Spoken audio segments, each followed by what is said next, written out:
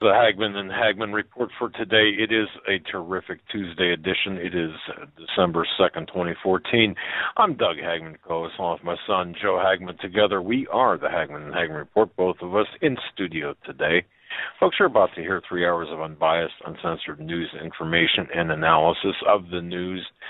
The headlines that escape your attention, perhaps the headlines that are hiding in the creases and the folds of the newspapers and the magazines and of course it never make it to mainstream media. That's what we focus upon. Folks, you're listening to the only show where the news is presented to you in 3D. Maybe we should have 3D earbuds or 3D glasses. We look well beyond the headlines and the bylines, bring you the news behind the news. And folks, today's broadcast, in portions of today's broadcast, I'm so thankful for this company.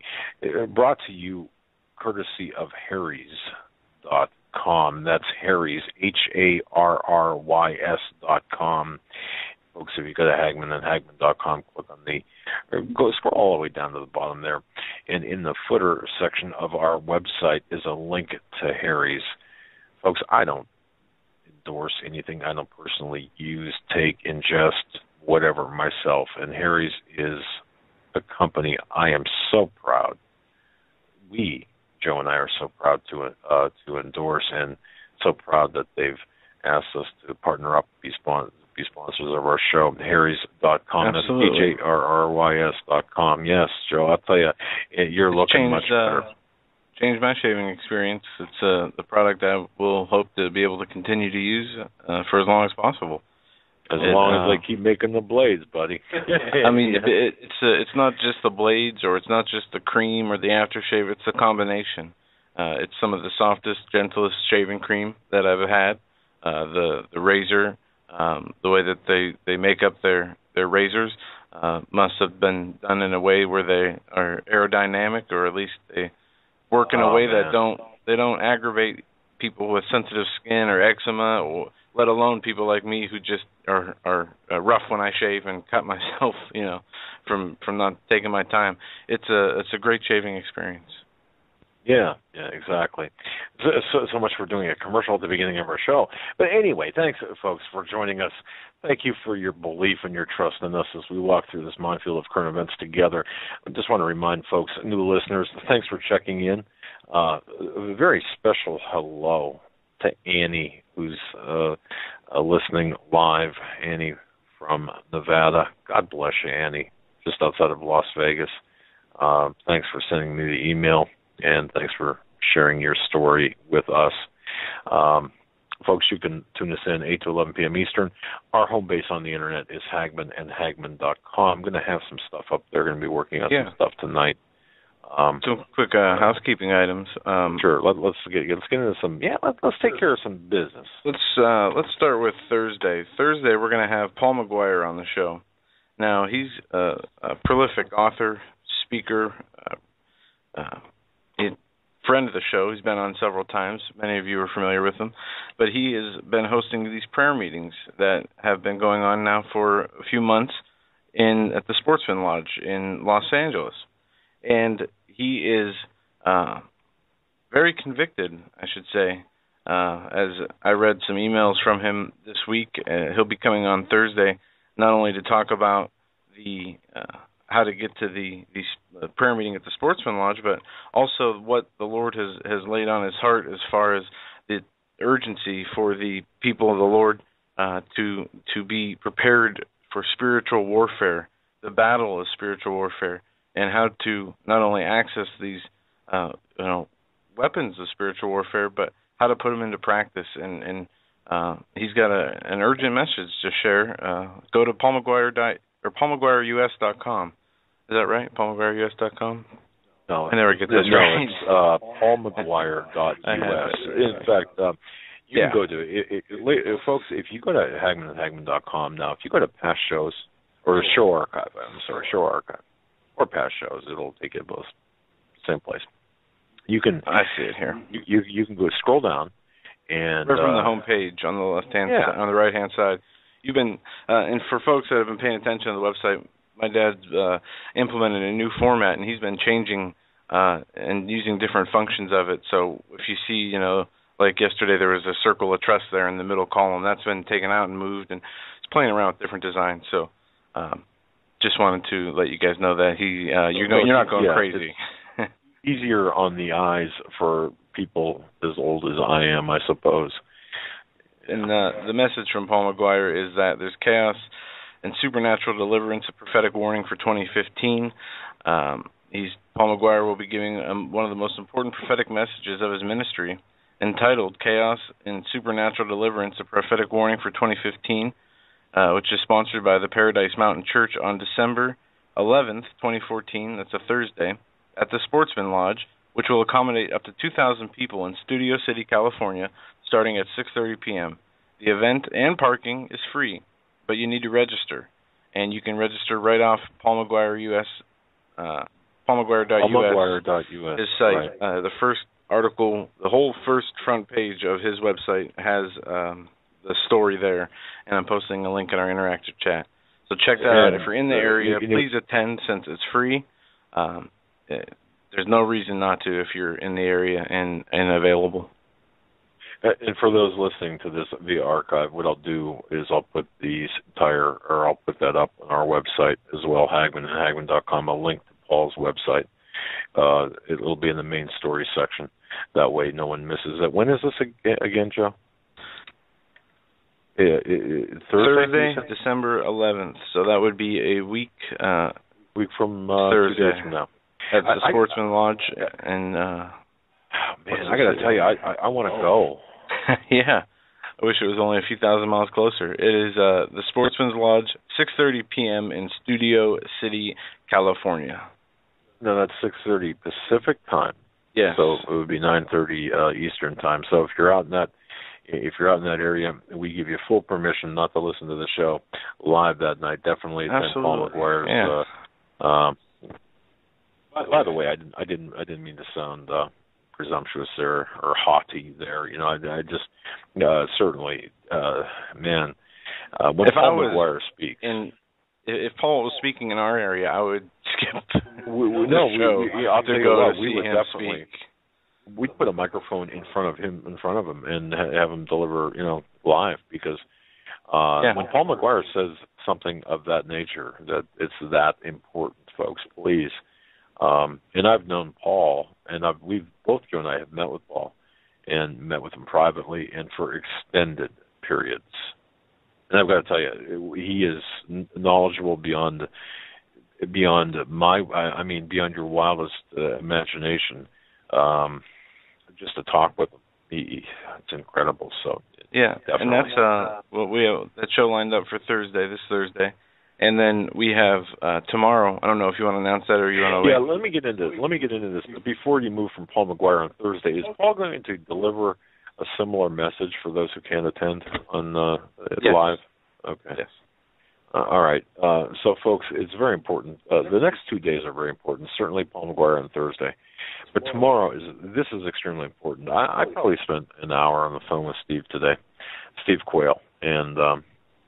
We talked about a lot of things, and I mean a lot of things. Folks, Steve is coming on tomorrow night just by himself, and we're going to have a conversation about the war that's coming from within and without, the civil war that's really here, in the Third World War that's coming from without, that's in progress, or the stage is being set for that. And we talked about several things about what's taking place. And I got to tell you, I remember Steve Quayle being on with Art Bell, and we talked about this morning. And I wrote this down because I thought it was so prophetic, and I spent probably an hour looking for a cassette tape. You remember what those look like, right? Cassette tapes. I spent an hour looking for a cassette tape. Those were the vinyl disc things that went. Yeah, diamond stylus. No, he was on with Art Bell, and this was in 90. It was in the mid-'90s. And he spoke about the Civil War and about Dmitry Duduman's vision and such. And I got to tell you, what we're seeing right now is, I believe, the culmination, or it's coming to America. It's already here in many respects. So tomorrow night's program, it's going to be, just imagine Steve Quayle and all of us sitting at a kitchen table, yourself included, folks, and we're just going to be talking about what's coming.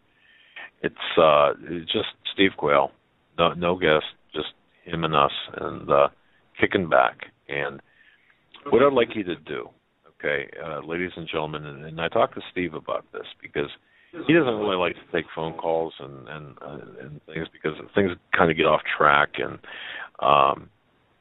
so if you have any questions, and I asked Steve if this is all right, basically, and if you have any questions for Steve Quayle, please do this. About any questions whatsoever, and what I'll do is don't worry about the punctuation or spelling. I'll kind of trim down the questions and send him a copy. Subject line: question for Steve, maybe. Yeah. Okay. Yeah, that's fine. Sure, that's fine. So if you could just use the contact us form off of Hagman and Hagman, write your question. Try to be as concise as possible, if you can. Also include your first name and your state. Yeah, I'd like that. That way we can refer to you, or as much personal information as you want to give, especially if it's geographically oriented, the question, in other words, if it's geographically focused. So, and then Steve will address each one. What I'll do is tomorrow, at least, several hours before the show, so if you can do it tonight or first thing in the morning, I'll put this together and I'll send it off to Steve, the list of questions that you have. I don't think Steve has done this before, or it's been a long time. It's going to be a great show. So, two important back-to-back shows: Steve Quayle on tomorrow, and then Paul McGuire on Thursday. And then we have another dose of Steve Quayle as well on Friday, but he's going to be with Bob Fletcher. Did I get that right? Yeah, Bob Fletcher. Bob Fletcher. Correct. Fletcher Investigations.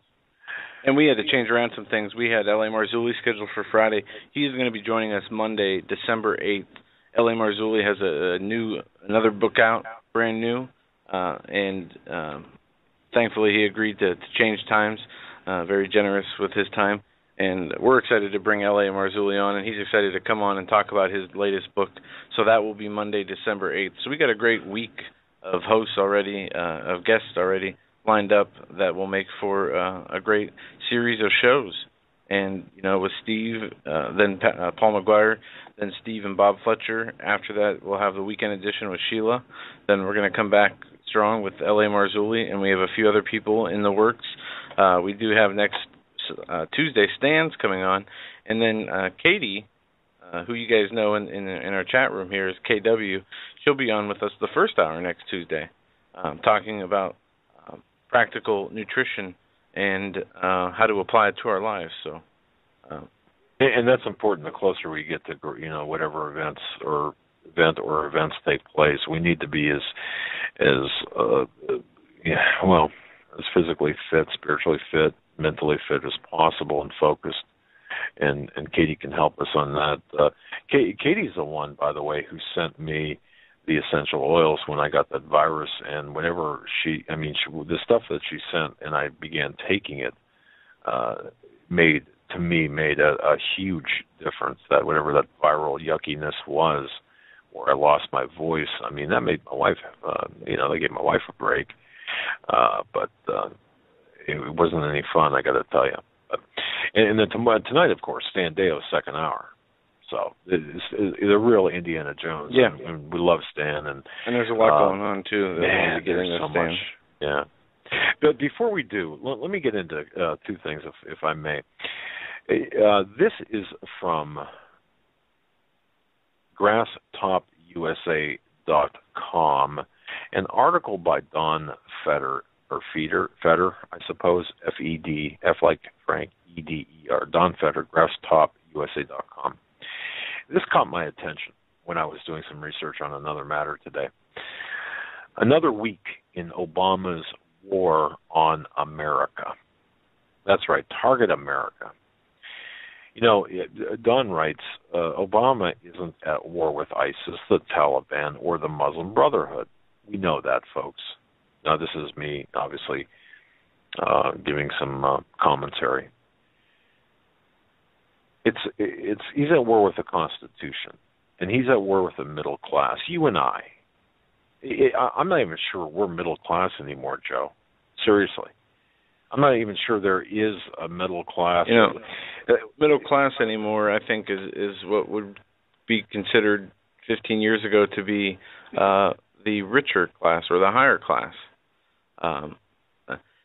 Maybe not. I mean, there's only two classes in America now. There's we're blessed beyond what we deserve. We all have shelter over our head. We have food in our mouths. We have families. Or friends in Christ. We have the Lord also above all things. So just by default, and living in this country and living in a situation where we have those necessities, we are all blessed. And beyond that, when you get into social classes, well, depending on the family you have or the ministry you have and what your needs are and what you need to take care of and how you use what you're given to serve the Lord, that's where you start getting into, a little bit of different terminology uses. What's middle class if you make, $60,000 a year, but you give 10 of it away and you take 10 more and use it to put towards projects for feeding people or educating people, or you know what I mean? You help your other family members out. Maybe you have a sister or brother. In-law that you're giving aid to so that they can continue to live because they're having problems with work. I mean, the middle class is it's filled with many different types of people, and then you have those who make decent money and like the newest things, have pride in stuff, which is obviously not the right mindset to have. But unfortunately, many people out there, due to the mind control based conditioning through the TV, have been brainwashed to think that way, and so you have a lot of different, types of people and a lot of different types of wealth that go along with those different types of people. So, and there's so many people out there today, and folks, I believe that the majority of our listeners are probably like this, where you're making up right now the difference in your income. People are. I love it when people say, "Oh, we've never been better off economically," and there are people out there saying that, citing jobless numbers, improving jobless numbers and GDP and what have you. And of course, we know the numbers are rigged. However, the inflation, for example, or it's getting harder and harder to leave the grocery store without spending $50 or without, $50, it goes very quickly. And my wife and I were talking about that. No longer can we run into the grocery store and buy a few things and not have it hit you in the pocketbook like a sledgehammer. So, we coupon shop, obviously, use coupons and take advantage of that. I tell you, my wife's really turned into here we have a grocery store chain, Giant Eagle, and you buy groceries from them every amount. Listen to this. Every amount of money you spend, I think it's every $50 you spend at Giant Eagle, you get 10 cents off a gallon of gas. They have a gas station. So what my wife's done is they run these specials on selling gift cards, and they do 20 cents off for every $50 you spend in gift cards. So what my wife did and has been doing is if we need to go somewhere to buy something from Lowe's, we'll say, or any place that sells gift cards, which many do, Target, just think about any commercial store, restaurant, you name it, she'll buy the gift cards, get the money so we have money off gas. And we just went and filled up the other day paying $0 for 30 gallons of premium gas. Now that's after a month of buying gift cards for the appropriate store you need to purchase things from, and you're using an office where you go through a lot of ink and office supplies, so you go buy a Best Buy card, etc., and you use it, and the money builds up, and then from groceries it builds up too. But that was the first time we were able to, through her thrifty shopping, get 30 gallons of free premium gas, which I thought was pretty neat. Yeah, and this is what we resort to. I mean, when I say we, I think everyone does this. It's you just do this. It's smart. When we went out yesterday, we had to discuss something out of the office, so we took a ride, and I'm riding in his car, and I'm hearing this sloshing and banging, and I asked him what he was carrying, and of course, I think 20 gallons of gas in the back of his vehicle. So, and that, of course, is, as he said. I mean, think about that. You go to one store to buy a gift card for another store, and you get free gas. That's interesting. But anyway, but so the war is really Obama, and let me add this to what Don Feder has said.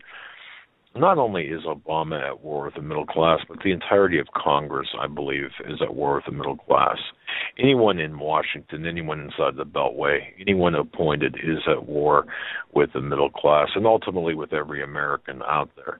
And if you're listening to this in a foreign country, whether you're American or not, if you're a Westerner, you are a target as well.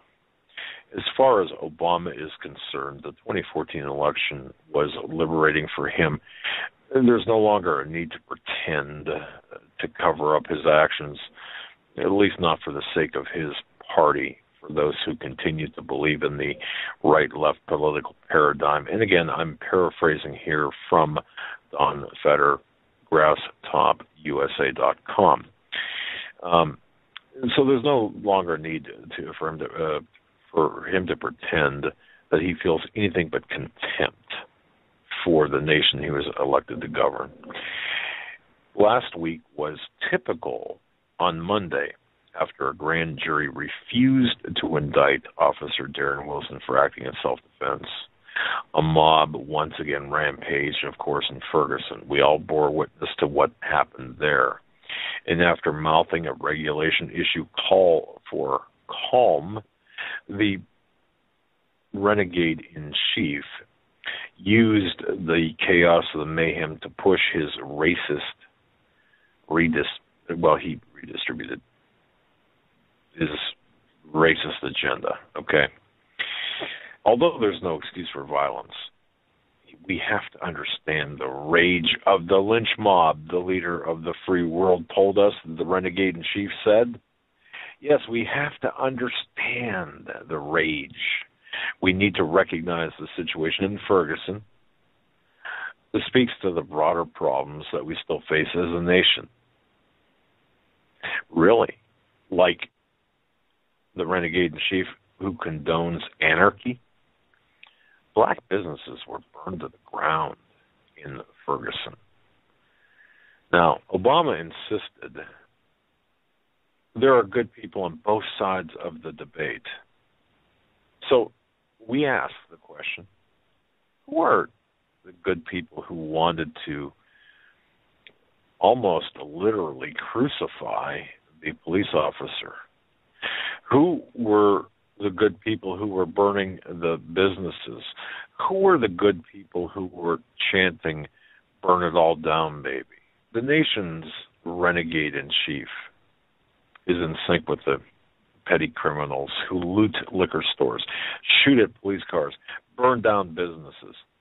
On the day after, on November 5th, the renegade-in-chief held a private meeting at the White House with the most prominent outside agitators, including Al Sharpton, who said Mr. Obama was concerned about Ferguson staying on course in terms of pursuing what it was he knew we were advocating. Parse that sentence, diagram that sentence, folks. The day before Ferguson exploded again, Obama gave a speech in Chicago attempting to justify his most recent spate of lawlessness. It wasn't enough for him to grant amnesty to 5 million illegal aliens already in violation of the law, in violation of the Constitution by his actions, by the actions of the renegade chief. No, he had to rubber noses in it. In his latest bitter Klinger tirade, writes Don Feder, the renegade in chief told us that only the Native Americans have a right to complain about illegal immigration. Also, concern about border security and national identity are tribalism. Sometimes we get attached to our particular tribe, our particular race, our particular religion, and then we start treating folks differently. That sometimes has been bottleneck to how we think about immigration. Ladies and gentlemen, think about that statement and really pay attention to that statement. What Don Feder does not really get into is the fact that this is really greasing the skids for a one world order. Really, it is. In addition to a one world religion, or at least if you don't want to go that far, certainly a North American Union, as if will be part of a global government. So if you want to limit the influx of illegals, if you're concerned about Americans losing their jobs and criminals coming in with low-skilled workers, you're a racist pig, writes Don Feder.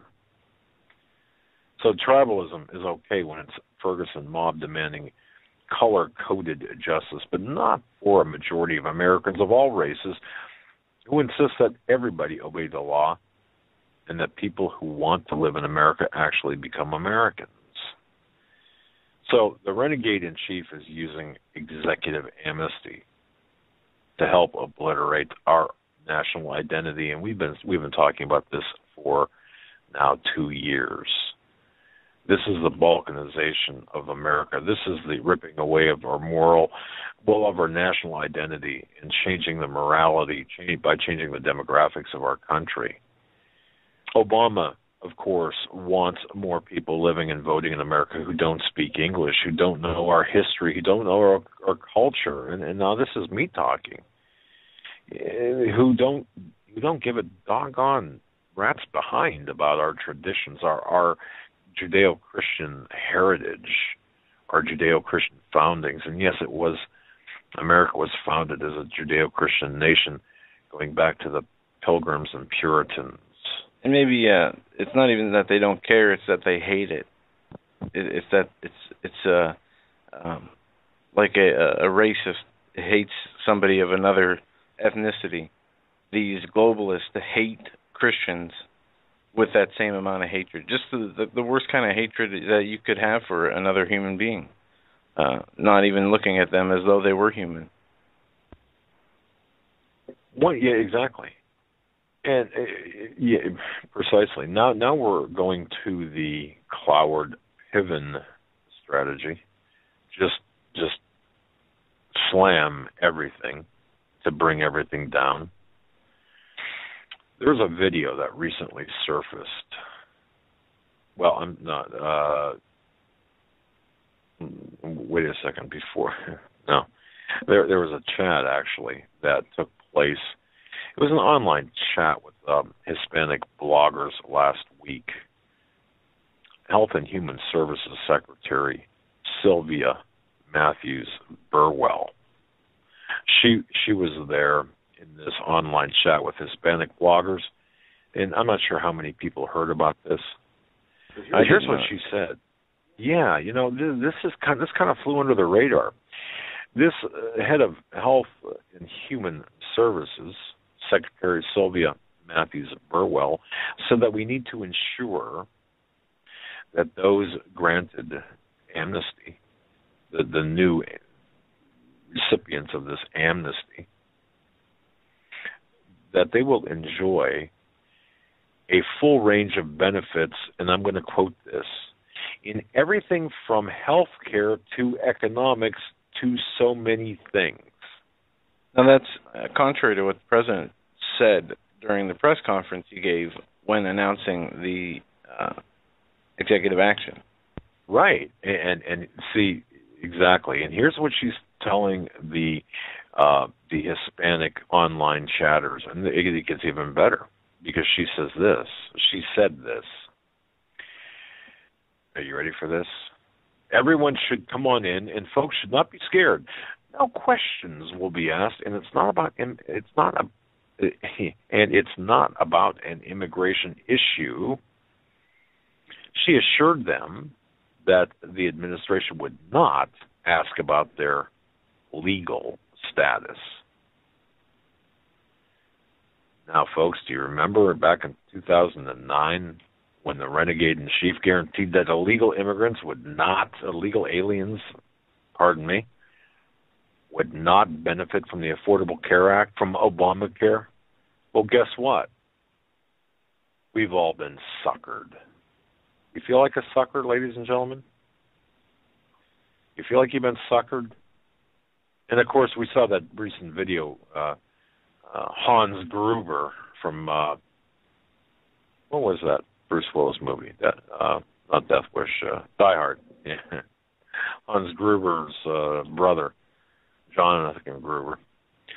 And he sneered at the stupidity of the American voter for not realizing that Obamacare entailed tax hikes, and was in reality a giant transfer program, transfer of wealth, moving income from the healthy to the sick and the middle class to the renegade in chief's beloved underclass, including illegals, the lawless ones. Oh, what a great Secret Service code name we have in Renegade in Chief. The Renegade, Obama's Secret Service code name. How appropriate. Renegade meaning lawless. What would you choose if you had a choice? And we don't. Did he have a choice in that? You know what? I don't know. I do know that it's selected through a division, offshoot of the Secret Service. What would my choice be? He wouldn't have one. That's my choice. Because see, he's in there illegally. And all. No. What would your choice if you were the president? What would you choose for your name? Oh, for me? Yeah. I know what the audience would choose for you. I'm afraid to even ask what they would choose. I don't know. I'm serious. I have to think about that. I don't know. But hopefully a good guy, you know. A fitting name for this president would be confused in chief. With the saying one thing, acting in a completely opposite manner, making promises. Oh, he's not confused.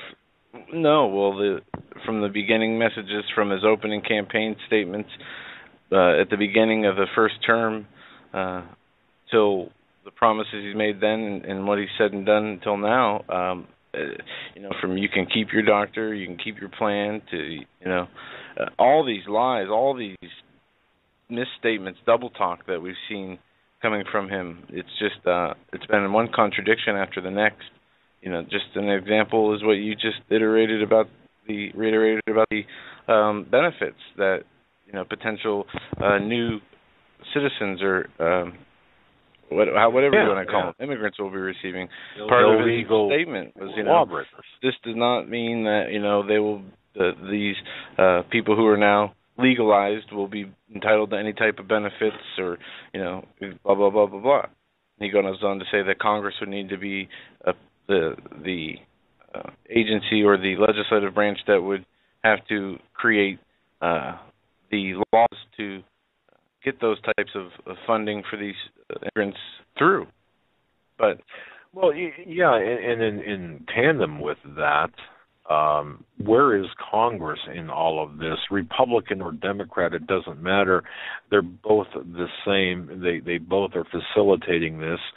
I believe that every person in Congress is part and parcel to this unlawful program. It's actually law that they are. They are. It's actually the law that they remain ceremonial only. Yeah. And it is. Well, consider this. I mean, if you're in the middle class, and I suspect 99.9% would be, or I mean, the majority would be listeners, or some portion of the middle class, maybe the lower middle class or the upper lower middle. I don't know, but think of this. It doesn't matter, because really what Obama has done, and not just Obama, but with the Democrat and Republican congressional folks, he took the national debt from 10.6 trillion to 18 trillion. At the same time, cutting the deficit in half. Yeah. How does that work? Common Core is a beauty when used properly. Maybe, I don't know. Yeah. Well, and during the Renegade in Chief's first illegal term, his illegal occupancy, over 11,000 recipients were added to the food stamp rolls every single day. When was this? During the Renegade in Chief, during Obama's first term. Okay. Think about this. Because during Bush's term, his 2 terms, he more than doubled the food stamp recipients as well. Well, you see, the Republican versus Democrat, that whole meme is just gone. It's gone. They're cutting deals, and we nowhere clearer do we see this in the Benghazi investigations. And this is something else I want to get to real quick here, but just to finish up with Don Fetter's article here from what did I say that website was here, grasstopusa.com, just to finish up on this.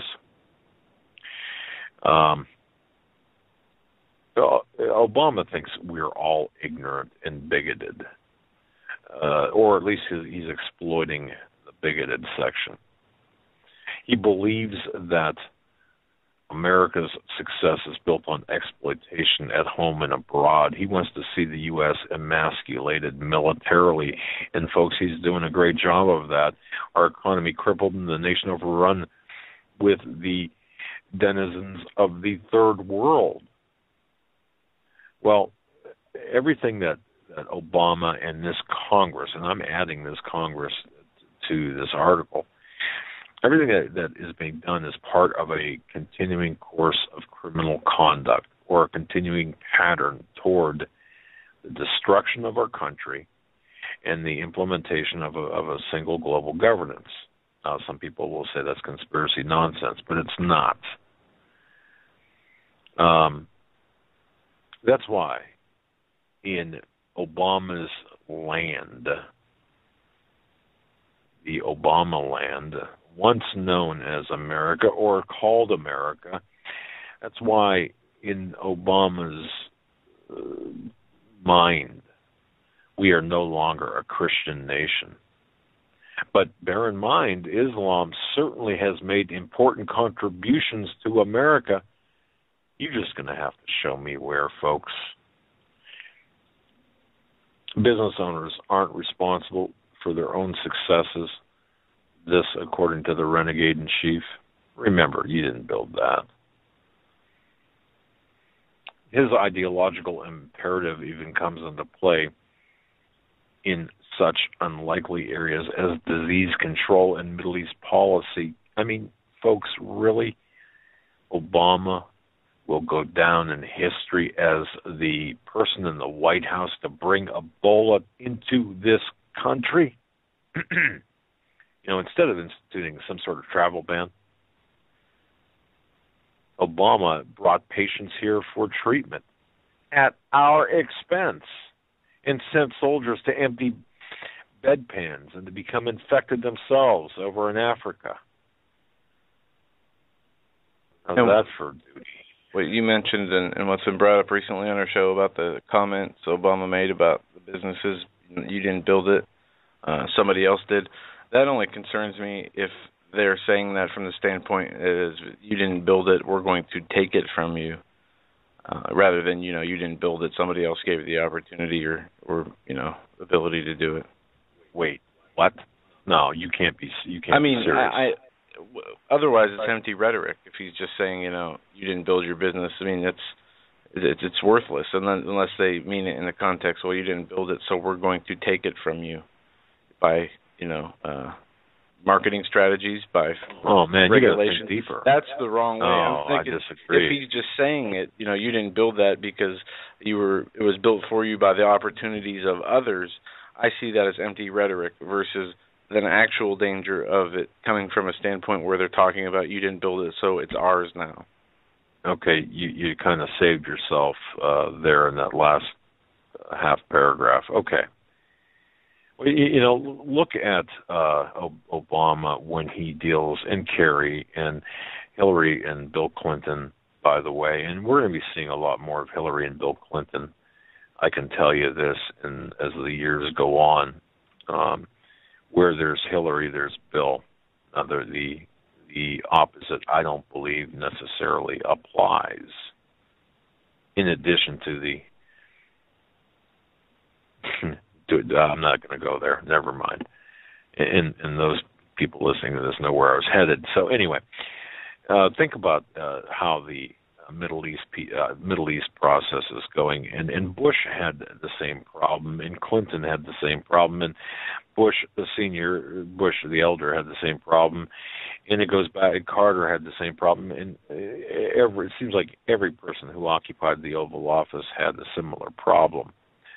Consider that every time the Palestinians commit some sort of atrocity, the renegade-in-chief, Obama, plays the moral equivalency card. This, according to Don Feder, of course. Think about the 3 Jewish teenagers kidnapped and slaughtered, and Obama encourages Israel. What was Obama's response? He encourages Israel and the Palestinian Authority to refrain from steps that could further destabilize the situation. Are you kidding me? Really? In Israel's case, that means seeking justice. Don't do it. So that's a great article by Don Feder. Again, grasstopusa.com. And, of course, I threw some of my own commentary in there. One last thing I just want to reiterate, and I'm working on a report about this. And I really want, folks, we've really got to keep the pressure on the Boston Globe today. Oh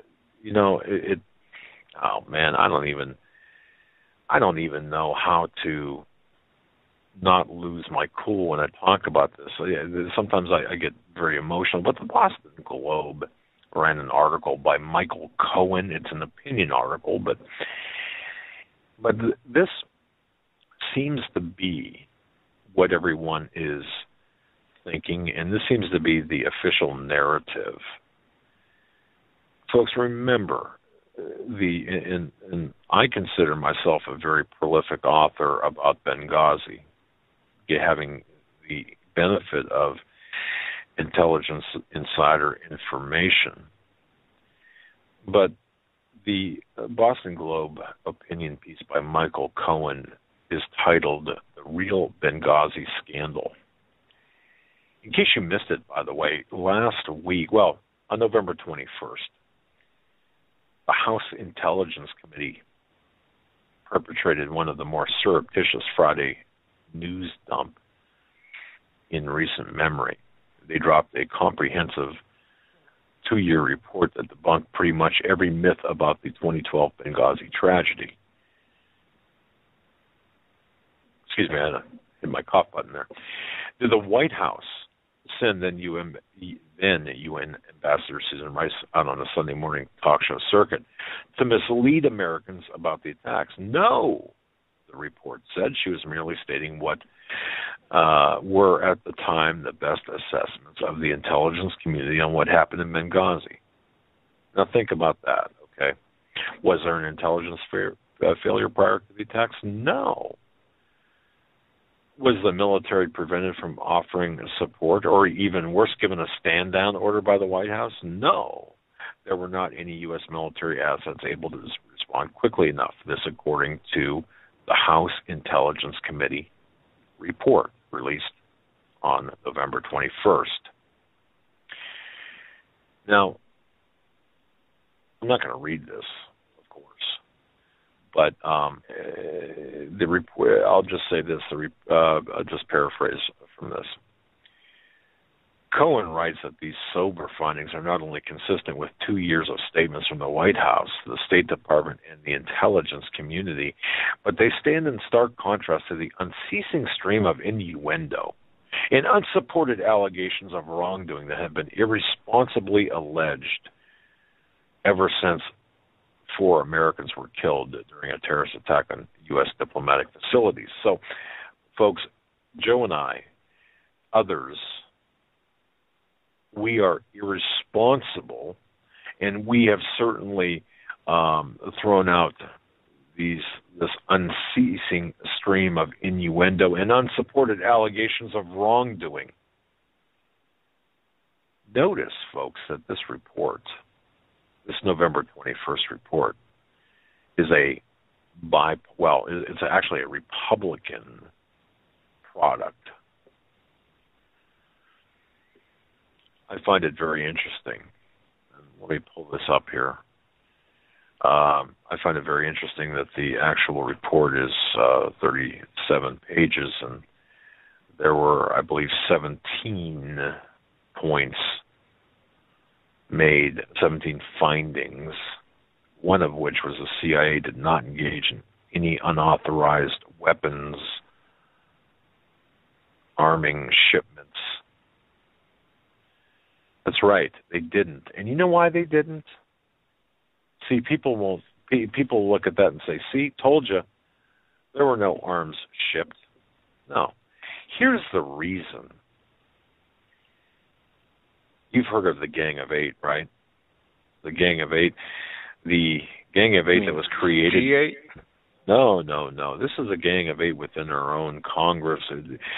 The Gang of Eight was created as an Intelligence Oversight Act of 1980. Currently consists, by the way, of John Bonner, Nancy Pelosi, Mike Rogers, Charles Ruppersberger. I'm sorry about that. Charles Ruppersberger, Mitch McConnell, Harry Reid, Dianne Feinstein, and Saxby Chambliss. Right? That's the Gang of Eight. Democrats, Republicans. Everyone I just mentioned knew what was going on, what the secret, covert, illegal, international law-breaking operation was taking place in Benghazi and all across North Africa. That led to 4 Americans being killed, including one ambassador. Mike Rogers is the signatory on this report that was done on November 21st. Well, Mike Rogers and Charles Ruppersberger were actually the co-authors of this report. Nowhere in this report does it suggest that the entire House Intelligence Committee even saw the report. It would stand to reason that they should have or would have or could have, but it's not stated as such. Well, let's talk about Mike Rogers for just a moment here. Well, let's talk about the report real quick. You see, as investigators, Joe and I, when we sit down to interview, and I've done this numerous times, whether it is within the walls of Attica, been there, or at someone's kitchen table, coughing spell there. You've got to know the proper questions to ask. If you don't ask the right questions, you're not going to get the right answers. Simple as that. It's not about diplomatic security because it wasn't a diplomatic consulate, embassy. It wasn't any of that. We know that. We've been over this and over this and over this. But yet this report goes into talking about the security, goes into the intelligence failures. But see, none of the right questions were asked. Zero. Now, Mike Rogers is an interesting person to be writing this report or signing this report. There's an email obtained by Judicial Watch. It was released back in April. Senior White House Communications Advisor Ben Rhodes. Now remember, Ben Rhodes is the brother of a CBS News correspondent. Anyway, he instructed administration media spinners in the aftermath of the attack to underscore that the protests were rooted in an internet video. But I digress. Mike Rogers, if you look at his background, you've got to look at his wife as well. Here's the deal.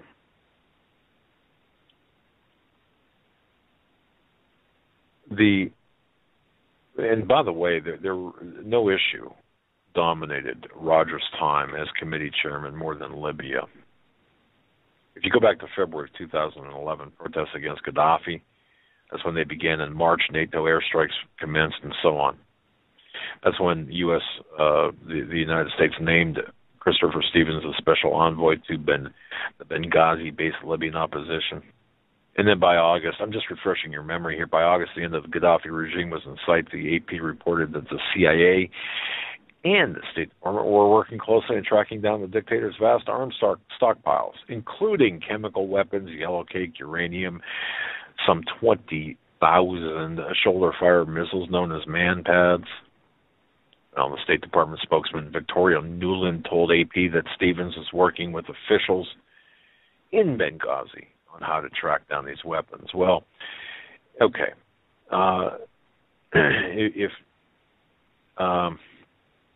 If you look at Ms. Rogers, Mr. Rogers' wife, Ms. Rogers' wife was working for a company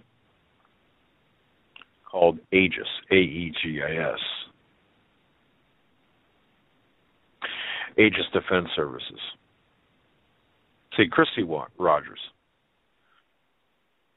after years of government service in mid-level administrative positions, well, she moved into the private sector, as many of these people do, and she joined the British-based security contractor Aegis Defense Services to help open its subsidiary here in the U.S. And many publications, including the newsletter Intelligence Online, noted that thanks to Representative Rogers' wife, Christie, thanks to her efforts, Aegis won several major contracts with the U.S. administration. Isn't that great? Yeah. You see, but of course the spokesman for the House Intelligence Committee noted that strictly observed and enforced policies required that there be no interaction with Mrs. Rogers on any matter relating to official business of the House. Feel better now? And then no interaction between the committee and any representative of Aegis. Feel better now? And no, there's no evidence of wrongdoing by Representative Rogers or Aegis. You see, I pick on Republicans as much as I do Democrats, right? It's because they're all of the same cloth. But anyway, folks, follow the money. Follow the money. The Mrs. Rogers from Mr. Rogers' neighborhood. Well,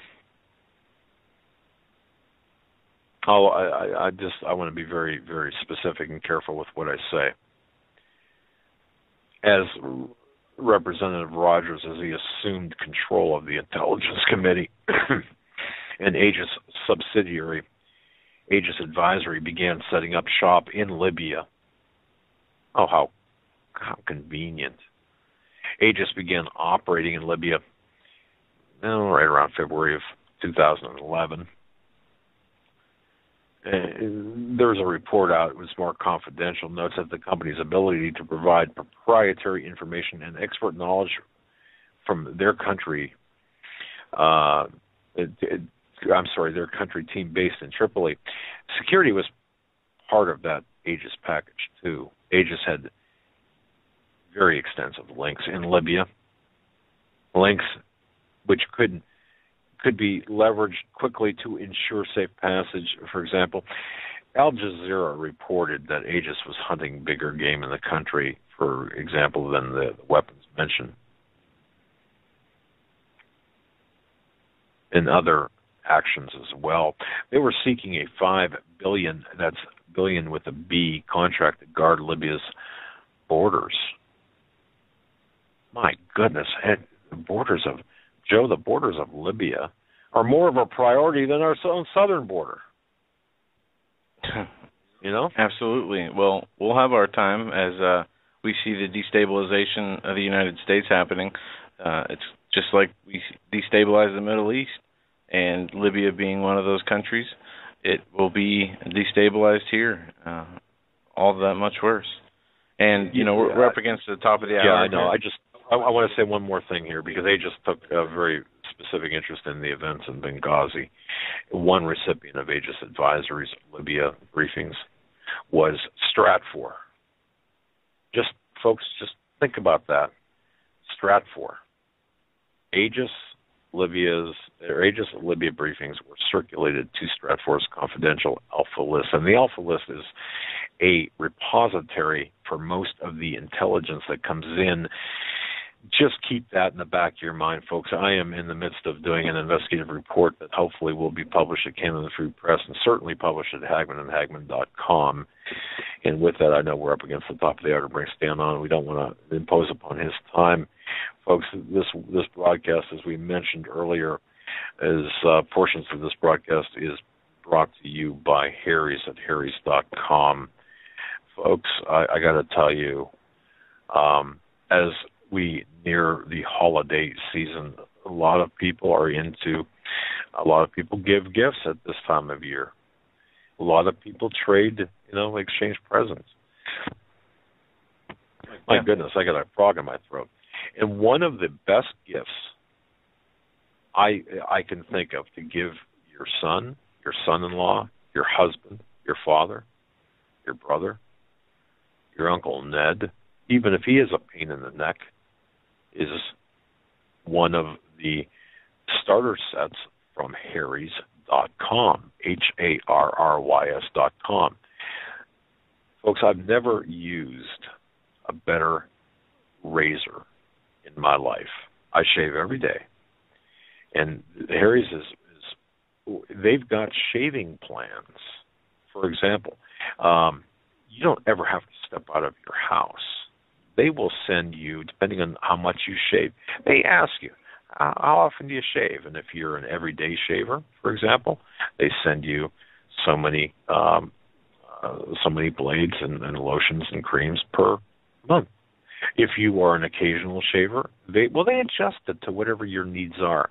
But let me tell you something, and Joe, you tell me if you don't agree with this statement, or even if you do. Using for example, the Winston razor, it's like a massager for your face.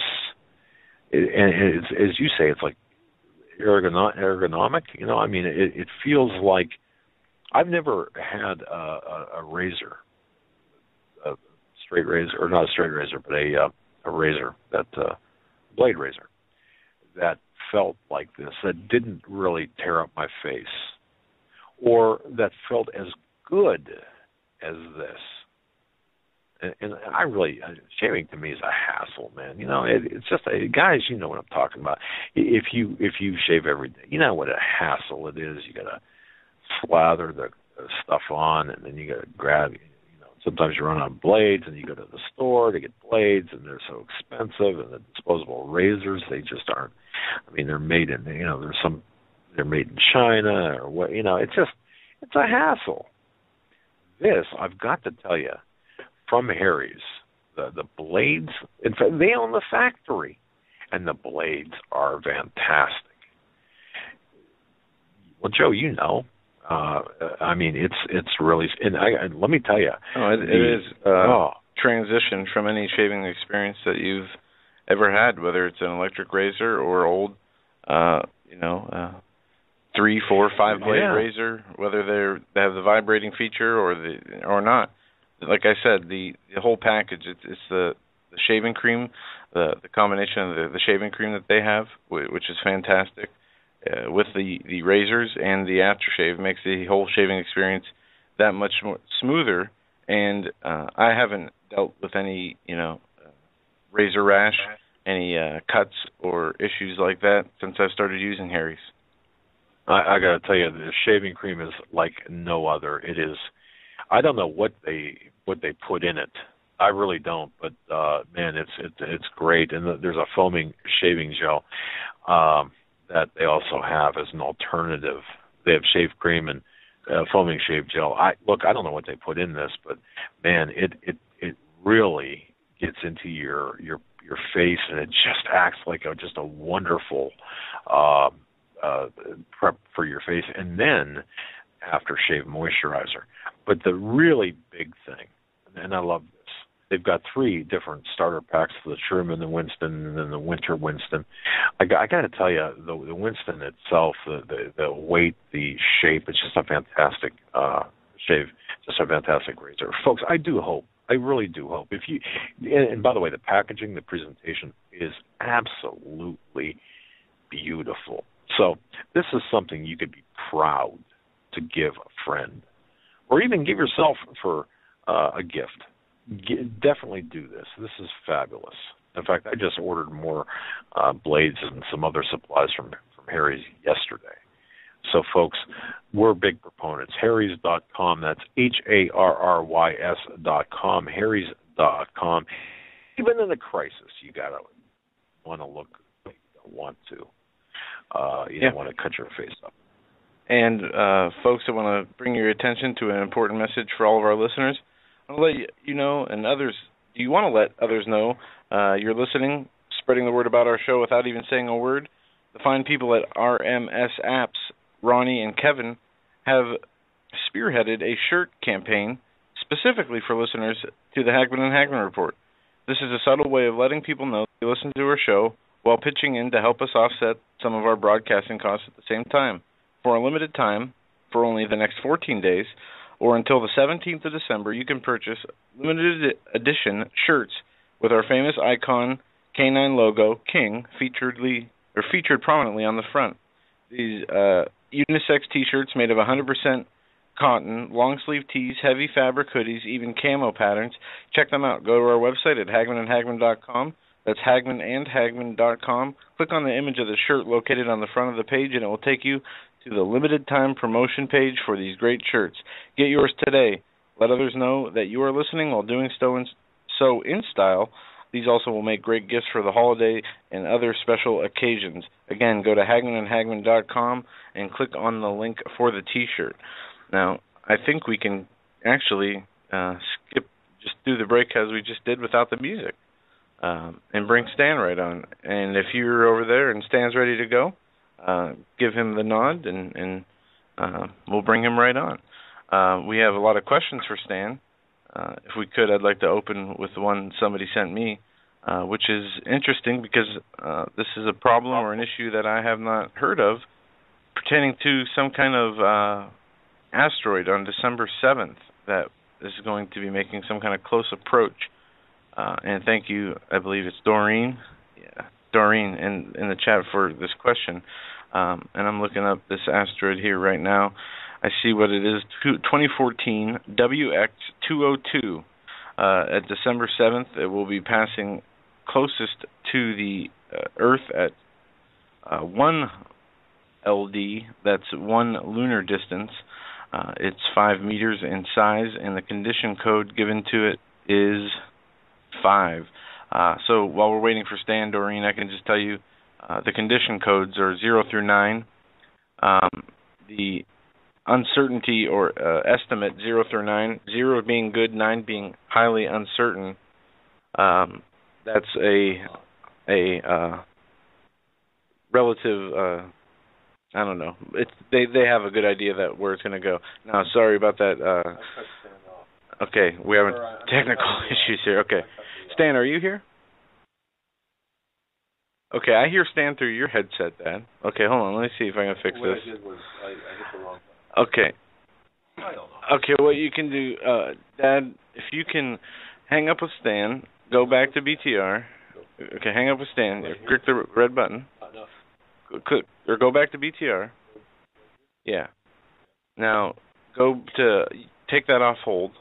And Stan, if you could call back, if you could drop off and call back.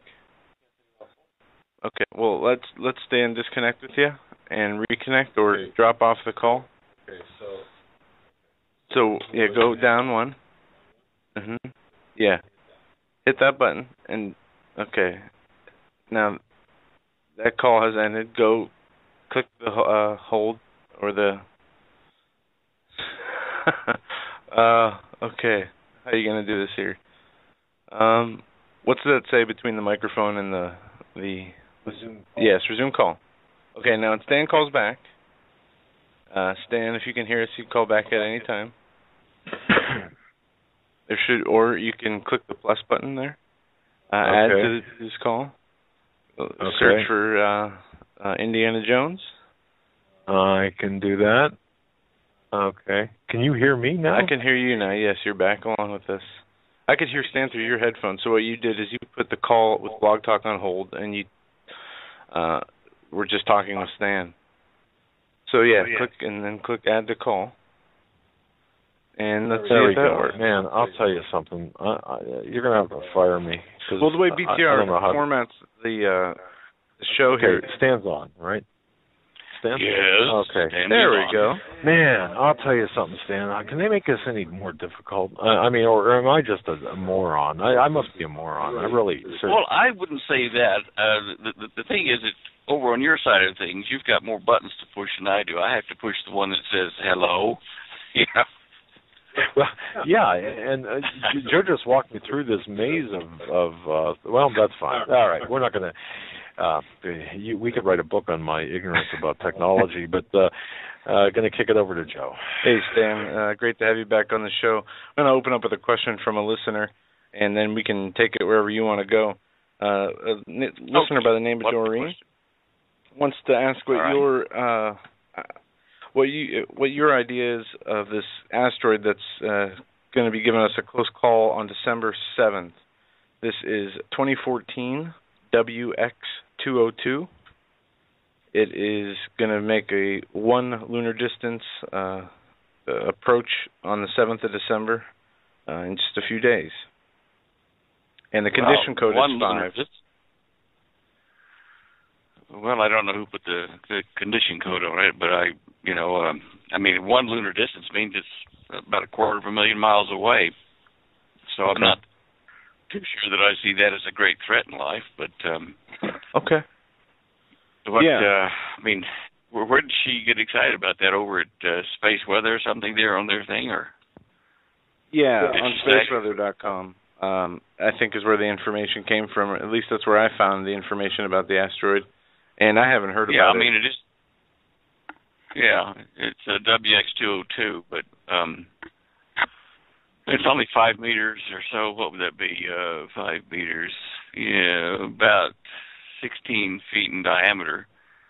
I'd be more concerned about what made the big boom over the UK as it was heard in the United States as well on the East Coast here in the last couple of days. Okay, I haven't heard about that. No. Well, the people in New York and the United Kingdom, both at the same time, heard multiple, like shockwaves or booms. I listened to the recording of it on some people's phones over there. It was boom, boom, boom, boom, boom, boom, like that. And to me, it sounded like a meteor that had come in high speed, but that had fragmented rather than exploded. It had fragmented and before it had gone subsonic, and so all the fragments started breaking the sound barrier as well. And so we had multiple shock waves from it. But if you go onto the UK Mail online and just check out Mystery Boom, Loud Boom, I mean, it was big enough that it was like a Richter 1.5 earthquake in New York. So having been underneath one of those things that came down back in 94, 95, wasn't it? Something like that. I forget, over in Perth in Australia. I watched it come in, a big meteor, and I watched it when it was several hundred miles off the coast coming in toward me. And I thought for the moment, because I didn't know it was at night, I didn't know that it was a meteor coming in. It looked like someone was standing in front of my house out in the street with one of those Roman candle things with bright green, things shooting out of the Roman candle, little spitty sparks that were greeny white. And I was impressed, thinking, well, some idiot's out here at 2 o'clock in the morning shooting off, a Roman candle. It's not even any holidays. And then as I watched, the thing came bigger and bigger and bigger, and still no sound. And it got so bright coming over the house that the green light woke up my daughter Laura. She thought the Martians were invading because everything was green outside. It was the ionized nitrogen from this thing coming overhead. And then it broke apart into 4 pieces. Still no sound at all, and then impacted in the forest behind us. And at that time, then I started to hear dogs barking because we heard the sonic boom from way down the coast when it had come in and broken the sound barrier. But the sound traveled a lot slower than this thing did, so it was, several times the speed of sound coming overhead. So I know that these things do make booms, and the Tunguska meteor, my grandfather was alive at the time and remembered he was up in Iowa, I think it was, and as a teenager, and he remembers hearing, the big boom after this thing passed over, making a moaning sound like whoa, whoa, whoa, like that, and went over into Russia, of course, and exploded in the air as as an airburst. Well, the shock wave and boom from that was heard clear around the planet. So I do think that what has happened in the United Kingdom here, in the last, I guess it was a day or so, is that it was part of the Geminid, group of meteors, asteroids, or meteorites, that was perhaps one that was bigger than normal and caused the sonic boom. Still kind of interesting that one that big came in and made a sonic boom, though. Absolutely. And that's something found the video. I'm going to check it out after we're done with the top of the hour. I'm glad you brought that up, because that's not something that I heard about, and that would seem to be, to me, it would seem that that's something, very sizable, and something's going on. If it wasn't some kind of sizable incoming object, then what's going on in the sky that are making these sounds that are, not only just in isolated areas, but the sound is spanning such a wide swath of the earth. And maybe... Yeah, I know. It pertains. We have another question from Amargo. She says, earthquakes continue in Oklahoma and Kansas, and they seem to be right to the north of us here in Poncea City and south as well. The earthquakes today seem to be along I-35, and what is your take of all this? Some think it's fracking, others say it's because they're doing so too close to a dam, and they want to know if this is some kind of also a hidden agenda by the UN on a deal to get people out of this land. Well, let me just get that phone off there. Okay. Yeah, Holly picked it up. The earthquakes are doing some peculiar things over in Tennessee, even as well, in the Tennessee River Valley Authority, upstream from a nuclear reactor. There's water seeping under the dam there, and they're thinking it might be due to a sinkhole forming somewhere near the dam, the base of it. And I got to thinking about that, whether that's the cause of that particular problem of leaking the dam upstream from the nuclear power plant or not. That situation could very well appear in a number of places where we've got, nuclear reactors near water sources. And, depending upon where it occurs, it could be real problematic to the supply of water or to the water exiting these nuclear reactors. Now, the earthquakes in Oklahoma, Texas, there's, some down in Arizona as well, and southeastern California. These earthquakes are small, but they are indicative of a pattern of fracturing, I think, that is more due to the earth itself and the movements of the tectonic plates than it is due to fracking, for oil or gas or water, that kind of stuff. I'm seeing several areas on the planet that are interesting in that they're getting significant quakes in either number or magnitude where we haven't seen them before. And in the last month, we've seen them over in Kenya, where, part of the Great East African Rift comes into Kenya and into Tanzania. And that indicated to me that there is a likelihood of a new plate fracture occurring there, which is part of the Great East African Rift. And if you look just east of there in the North Indian Ocean, between the southern tip of India and, say, Somalia or the Arabian Sea, there have been a couple of earthquakes that occurred there in the last day, which were, like Richter 4s and 5s in that area, and you hardly ever see them in that area these days. And over in the Mediterranean, in Greece and in Cyprus and those areas there, a little cluster 4 or 5 significant earthquakes, above Richter 4 or 5. Iceland continues to have earthquakes up there due to, the magma movement. In fact, on the show images page up at standeo.com, if you click on the show images thing there by the microphone, you'll see an Iceland volcano lake. If you go there, you'll see some new data coming in, new images that they're producing showing the depth of the earthquakes underneath the Iceland volcanic rift there. And they're actually allowing you to image it and move underneath the land and look from underneath in 3D at where the earthquakes are under the volcanic vents there. And you'll see that in the last 2 weeks, I compare the two, that the earthquakes on the volcano are becoming more and more shallow up toward the surface and bigger, which is interesting. I didn't see anything on the live camera link at the moment. It's dark over there, but I didn't see any flames or stuff, and I'm just wondering if things have bottled, and we're not seeing the magma eruption and it's building pressure and it's going to surprise, people over there in Iceland shortly. I don't know, but that's that area, the kind of Greece portion of the Mediterranean and the north part of the Indian Ocean between, the southern tip of India and Somalia coast there, the Gulf of Aden, that area. Those areas are unusually active, and I'm more concerned about that at the moment than I am the ones in Oklahoma or Texas, because those are small quakes and could definitely be linked to fracking operations. But one has to wonder why they're fracking there unless they're trying to relieve pressure in the area that's building up, and they just don't want to say anything about it. I know that the U.S. government has done that down in Western Australia back in '78 to avert a major quake, 60 miles south of there in Perth. So it could be something like that happening now and being blamed on fracking, which of course they are doing, but it might be in support of something else. I have been looking also at Yellowstone for earthquakes in the last week.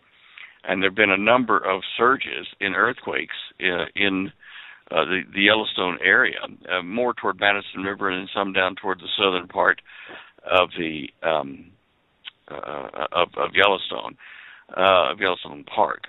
I'm just trying to find something. Give me a second here. I wanted to see if I have that still there. Let me just see that. Yes.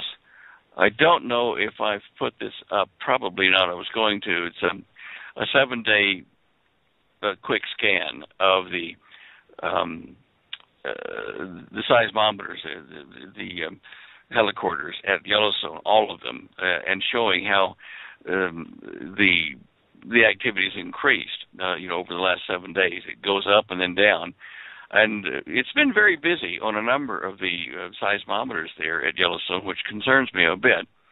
There has been some, weird stuff floating out there on the internet. I've been getting emails from people saying, the helium-3 release there at Yellowstone, look out, it's coming. And they're using old photographs and, old images and graphics and stuff to make it look like it's happening now. But the only thing that's happening at Yellowstone, in my opinion at the moment, is that we're seeing more shallow earthquakes there in a number of places all at once. I'm just going to pull up something here and see if I can just slow it down and show you here. Okay, I'm putting that in there. Right. It's all right. The one that shows most activities in the southern portion of Yellowstone, it's the YMS seismometer or helicorder at Mount Sheridan. Although the Madison River has shown activity around the same time. In fact, quite interesting activity 3 or 4 days ago. So it's if you go to the Yellowstone helicorder things and look at them, I think it'd be clever over the next few days to see if we have more of these earthquake clusters there. It could be indicative of something happening. I don't think we're looking at the major eruption like a few 100,000 years ago where we're going to blanket half of America with ash. I don't think we're seeing that at the moment, but we are seeing some increased activity there, and I know that there's been gag orders put on USGS engineers and stuff in that area, and technical people supporting USGS seismometers and stuff, and so there's a reason for that, and so I do encourage people to look on their own at that during the week and not wait for weekly reports, that I might be able to deliver on that.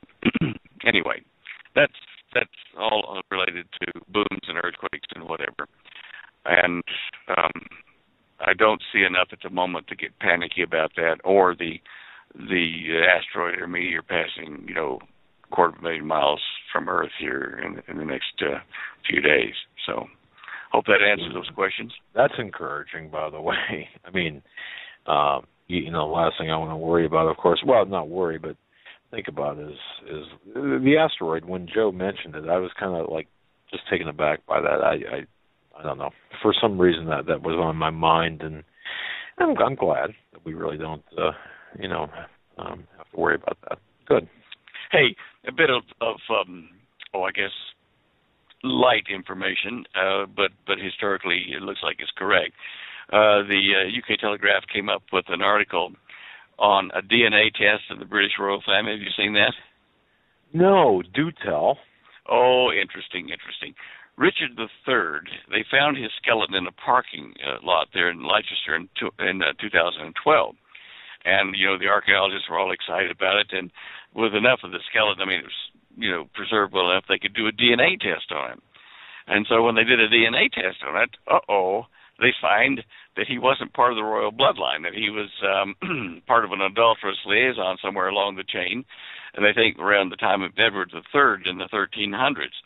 And so that the article says they didn't want to claim that, the Queen shouldn't be the Queen, but her royal lineage is in doubt. Really? Yeah. So all those people worrying about lizards or reptilians in the palace there may have to rethink that because, well, hey, maybe not. Maybe that'll support their theory because of the break in the royal bloodline. It got screwed up in the late 14th century, late 14th century.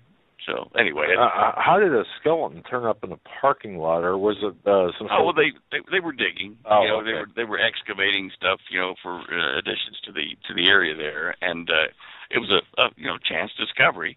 Nobody's going to dig up Richard III on purpose, but anyway, that's what happened, and they were careful, as I say in the article, to say that we're just saying hypothetically this could affect the royalty, technically speaking, but it doesn't matter, but very interesting.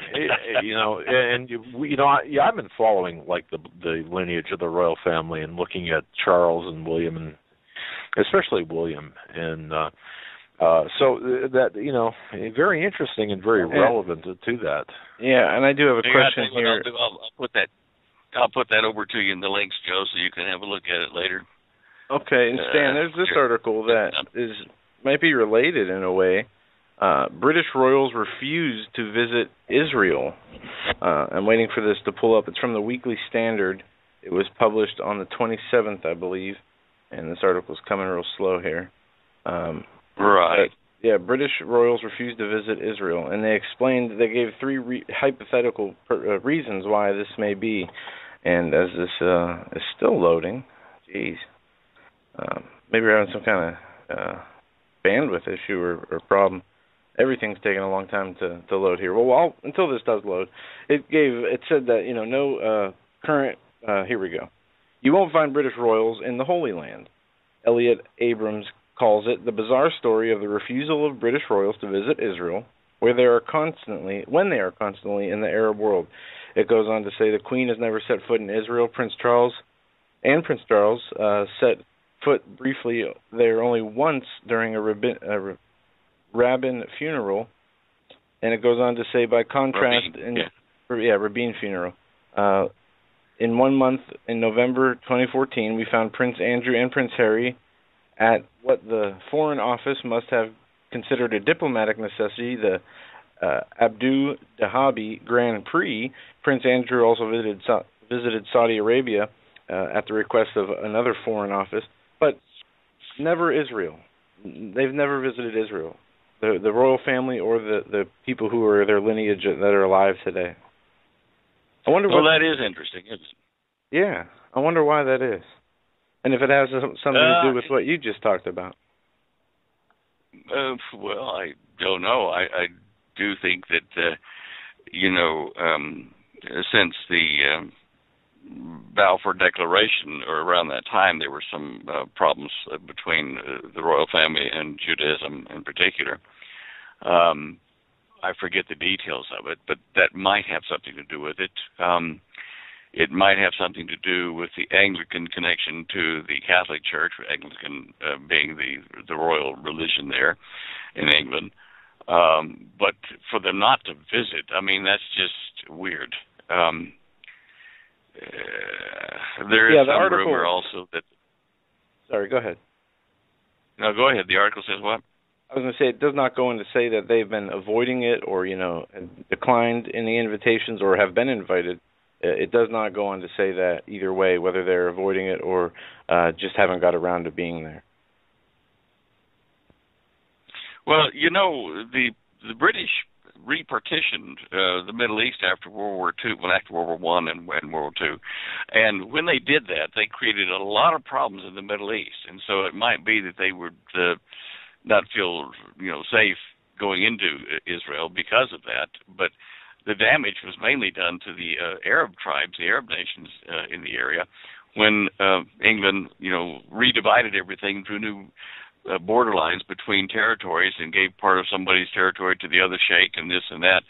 And, if you'll think about it, when the Jews got on the boat and tried to get in, in the modern Exodus, but going into the Holy Land, that movie called, the Exodus there, was telling about the Jewish people trying to get in and the British saying, stay on the ship, you can't come back to Palestine, you can't occupy it.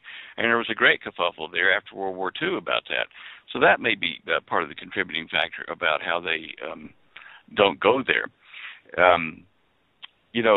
Israel's got, speaking of Israel, they've got some problems there at the moment in their government. Benjamin Netanyahu, I like him. I mean, his character anyway. And he rules a government there that has several parties involved, and they all have kind of a vote on the cabinet there, depending upon how many votes they got. And he heads up a coalition. It's Democrats, Republicans, and the third party, fourth party, fifth party, all kind of ruling there. And so to get government, he would have to give, like other prime ministers have had to do there in Israel, give part of the seats of government or the cabinet seats to the minor parties that were elected during the last election. Well, right now he's just fired two of his ministers, the finance minister Yair Lapid and the justice minister Zipi Livni, and they have been at odds with him, over things like proposed law that would declare Israel a Jewish state, and because they're left wing, and this kind of worries me a great deal to see the government fracturing like this. But I guess it has to happen, which means that around May of next year they're going to have new elections, and we may see a complete overhaul of the Israeli government. in a time when they're going to be under attack from all sides if ISIS keeps pressing like it's doing now. So this is another thing telling us that the world is in deep doo at the moment, especially over what's happening in Israel. People can look that up. I'm pretty sure that Google News or something like that would have it, because I got my article from the Wall Street Journal. And, Netanyahu, by doing this, has, weakened his government in essence, calling for a new election, which means they can't do much between now and then without a lot of hassle from the minor parties. Anyway, that's just an aside on Israel and the Middle East, and I don't know if that has anything to do with the royals never visiting, but I certainly didn't know that they had never been there. That just, in thinking about that, that's interesting, very interesting.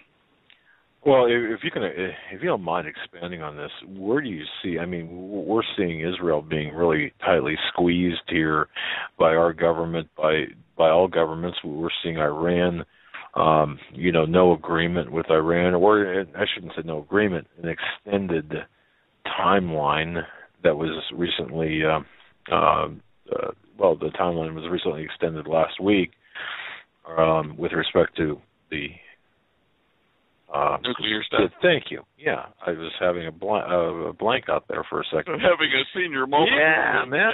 Yeah. I got to tell you, it's it must be the vodka and the coffee or something. No, I'm just kidding. Yeah. Cut down on that coffee. I'll get emails saying you drink. No.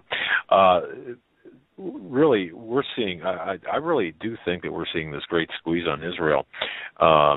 And it's almost as if Obama is just begging Israel to go after Iran unilaterally. I mean, by themselves.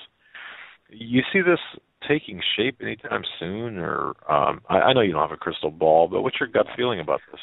My gut feeling is that we're walking a knife edge, the whole earth, watching what happens in Israel, and this issue with Iran has gone way past the fail-safe line, according to Netanyahu, as far as them taking action to stop them from having a nuclear weapon to use on Israel. I think, you'd have to watch the rats deserting the ship. If the Palestinians were all of a sudden start to run out of Israel, on a certain day, I'd say that they've got word from Iran they're going to nuke the area, and so they'd run. I don't think this will be allowed to happen. I do think that Israel will make a preemptive strike of some sort on the nuclear facilities there. And you and I both know that the White House administration here, and not just Obama, but him and his whole team of ghouls, are really trying to sink not only the United States, but Israel as well. I'm ashamed. I'm ashamed of them, of our administration, because they are certainly doing everything they can to hurt Israel, and at the same time to hurt us, the America that you and I grew up in. And I just don't know how much longer this will go, whether they'll let it run, let Christmas happen, then after that drop the hammer on the U.S. dollar and the economy, or that Iran will be, attacked. Obama is just such a weak sister in a lot of ways that he wants to get other people to do his dirty work, and his dirty work is not something that I approve of, and a lot of us don't. He is definitely not pro-Israel. There's no question about it. Exactly. And Stan, if I can ask you this, and I know that you and I and Joe, we've talked about this before. There's so much anti-Semitism out there, and people have a tendency to equate Israel, the Jews, with the Zionist bankers, the people who, the old story. Well, the Jews control everything. The Jews control the media, the banks, and all this, and even back to the Rothschilds, and they're part of the Illuminati. I mean, some really rabid and visceral comments that you see against Israel and in general. I mean, what's the distinction here? There's the Zionists. I mean, if we could just kind of have like a conversation about that. Well, Zionists are certainly pro, reestablishing Zion in the Middle East. Talking about all Jews being blamed for the action of some. If you stand back dispassionately and look at the United States from outside the country and you see Obama doing terrible things, then are you going to say all Americans are bad because of what Obama and the CIA or NSA do in the name of the United States? No. If you're being honest about it, not all Americans, in fact, nowhere near a majority of them at all, are bad guys supporting what's happening in the White House, and the various three-letter agencies that work for him. So when you look at Zionism, you're looking at the return to Mount Zion, which is where they call the Temple Mount, but actually the Temple Mount is part of the old Roman garrison that was there at the time of Christ, and the actual Temple Mount is under a bunch of dirt and rubbish at the southeast corner there. But that's another story anyway. So there are people who say they are Jews, and technically they follow the Jewish religion, but they are not really the Orthodox Jewish community. How you tell the difference between them is kind of hard for me to put into words, but I suppose you do it by the actions they take. There are some people that say that Netanyahu is a bad dude because he's part of the Zionist movement, and members of various organizations that are Jewish, same thing. At this point, all I can say is that I personally will support the House of Israel wherever they are, whether they be in Israel or they be in New York State or South America, whatever. And when they need help and I can help them, I will do so. Holly and I both agreed to that a long time ago.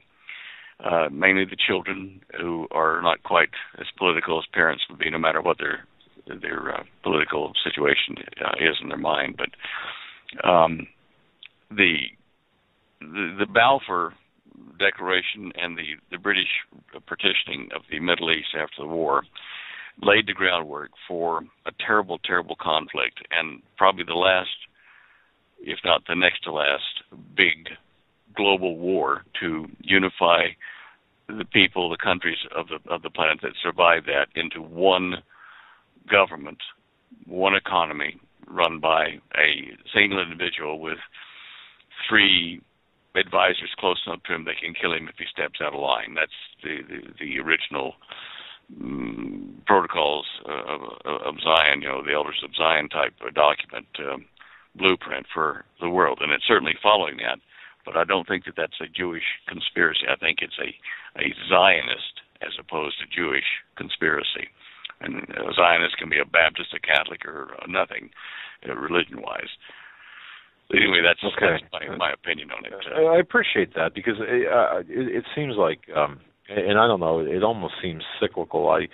I'll get emails from people saying, you support the Jews, and of course they'll take the word Jews and make it a very long word, and you see this on comment sections of websites, and I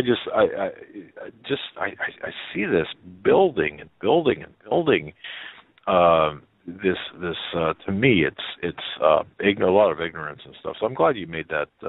It is ignorance. It's not stupidity. It's ignorance of the facts. Yeah. And sadly, there's a great shortage of historical documentation for people to see. If they don't dig really hard to see what's behind all this.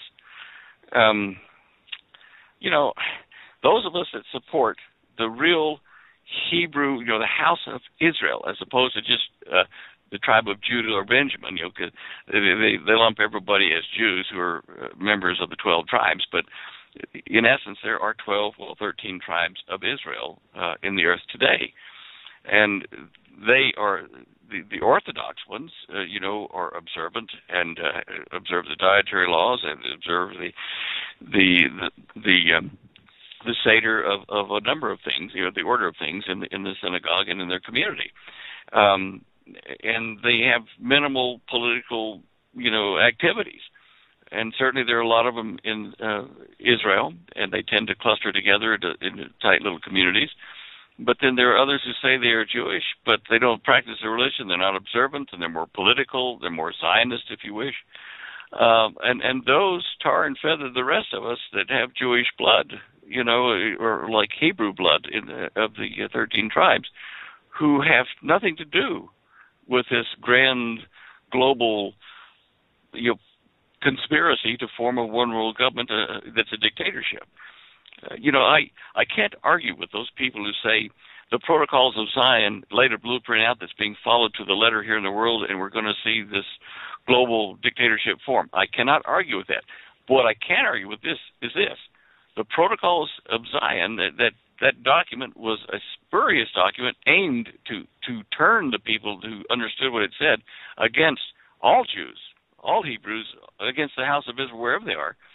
And it was so obviously written to do that it was a fake document. And again, people who are grounded in history will read it and say, all Jews are bad because of this, and will not understand that this was set up to hang the Jewish community, to blame them in error. It's happening. That blueprint is happening, but it's not the Jewish community doing it. And if there are some people involved in it at a high level who claim to be Jewish bloodline, okay, they don't represent the rest of us that have Jewish blood. Okay, and I respect you so much. I respect your research, your opinions. You're very well informed about this, and folks, you could take what Stan is saying really to the bank. In my view, whether it be informed speculation, fact, or whatever, just to talk about this, because this bothers me so much, and I also think, Stan, whether it's kind of like the Pope too, praying in the mosque, and then what we saw in the National Cathedral recently. If you look at what's happening, if you look at the attacks on the Jews, you look at the attacks on Christianity and on Christians, and even I want to do this very carefully. If you look at how Islam is perceived, right or wrong, okay, correct or incorrect, I believe all of this combined is going to facilitate the creation of a state religion or a one world religion ultimately. Don't you think so? Absolutely. Without doubt. I mean, a former prime minister, Shimon Peres, gets together with the Pope and says to the Pope, let's form a global religion so that, the Jews and the Catholics and the Muslims can all be happy together. When they get together and say that in the news openly, it's coming. Yeah, absolutely.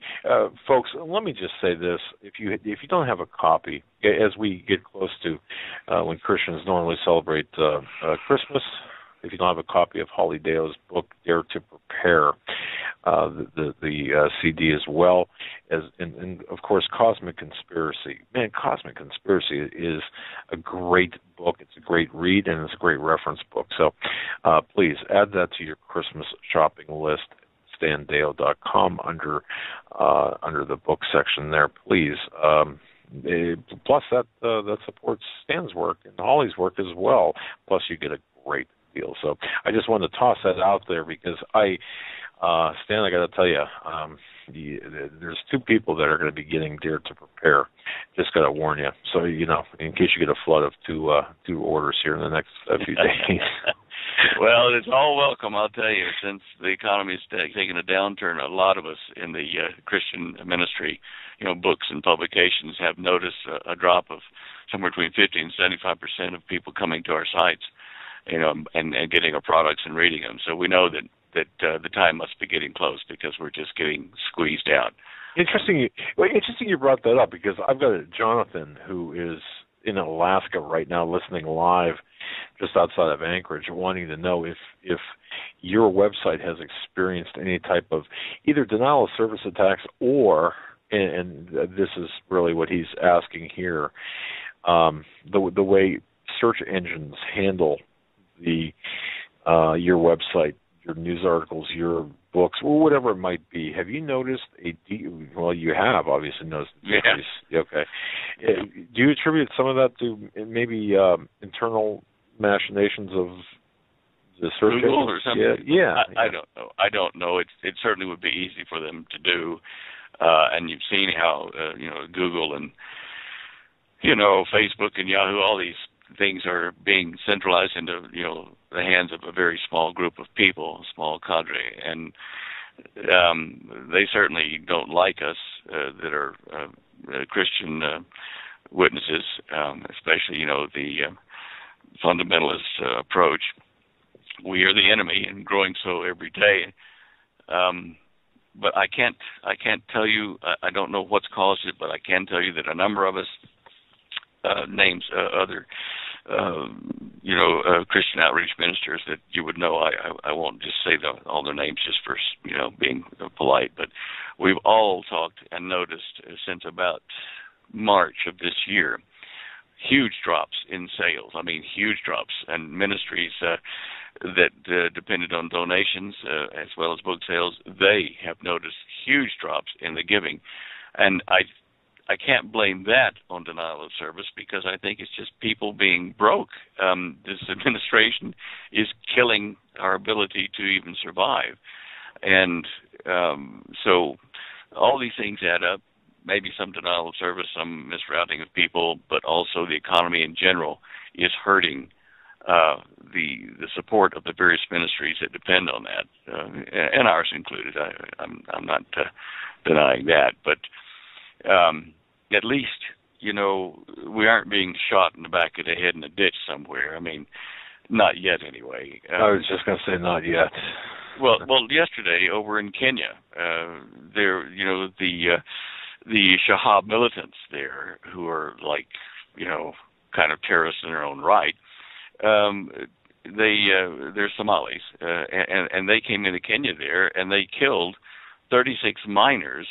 They rounded up all the mine workers, and they took them over, away from the mine, and they put about 36 of them, just I think somewhere nearly half of them, and they were non-Muslims, and they just laid them in the ditch, shot them in the head, or cut their heads off, just killed them just outright there because of the Muslim agenda there, or the extreme Muslim agenda there. So we're not seeing that here yet, but we are certainly being pinched economically in the United States, which is, for 50, 60, 70 years been a great, probably the leading Christian evangelical outreach for the world. But now then, the time is coming to a close. They're shutting us down. And I sometimes wonder if we're going to get that knock at the door where they knock the front door in while we're sleeping and come and march us off, and that'll be the end of it for us anyway. Every time these black helicopters come over the house of late, they're coming down real low and shaking the windows when they come over. You wonder if they're going to drop troops out right on your house, and that'll be the end of you. But we're still doing what we were meant to do, and I'm sure that a lot of the other evangelical people like yourself and, LA and all kinds of us are feeling this pinch. Yeah, absolutely. And folks, I mean, that's just a fact. I mean, I've talked to enough people like Stan has too, and the remarks, the comments, the assessments have been the same, and it's been very rough. There's an LJ listening who wants to know if you think, Stan, and he said, I haven't heard Stan talk about this. Do you think, Stan, and this kind of segues into what we're talking about too, can they shut down the internet?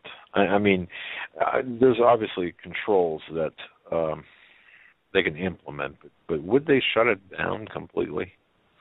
Well, they might shut down the internet that we know, and they might give you some warning, because they want to have an internet that it has more electronic control in it, so that they can have the cashless society and stuff working. And that alternate internet, I'm sure they've already got that laid out and tested it with the new supercomputer over in Utah and other places, because they have backup computers all over the planet linked together. And that, well, yeah, they could shut it down. They wouldn't shut it down just, I don't think, just kabang, unless it were due to some EMP or some military action. In that case, well, that's war, and things would change drastically suddenly here and abroad. But they would try, since this is a global communications and economic network, they would try to shift the people, all of us, from our dependence on the old internet onto the new one. You'd have to load your files over. They would do it for you onto the new internet, which would be totally controlled. And if they didn't like you, you would disappear. I mean, your site would disappear off the internet, or the new internet. So I think they could do that. Okay, that makes perfect sense. A Bruce T. writing, and this again, it seems like these questions are all kind of pretty close together. Wants to know if you heard of something called Operation Cleaver, and apparently there was a report released. I guess it was today. I'm looking at his. Did you say the name was Dad? Operation Cleaver. Yeah, apparently there was a report that was released today where Iranian state-sponsored hackers have been singled out for attacks on critical infrastructures worldwide, including 10 targets in the United States. Have you heard anything about this? Well, not by the name Cleaver, but that doesn't mean it's not, a hot topic somewhere. There's so many articles at the moment on the attacks on the U.S. Internet system that, and the financial system, which depends on it, that I'm sure I could have missed it. But yeah, I've never heard of this either. But apparently the crux of the topic here is that Iran is being blamed.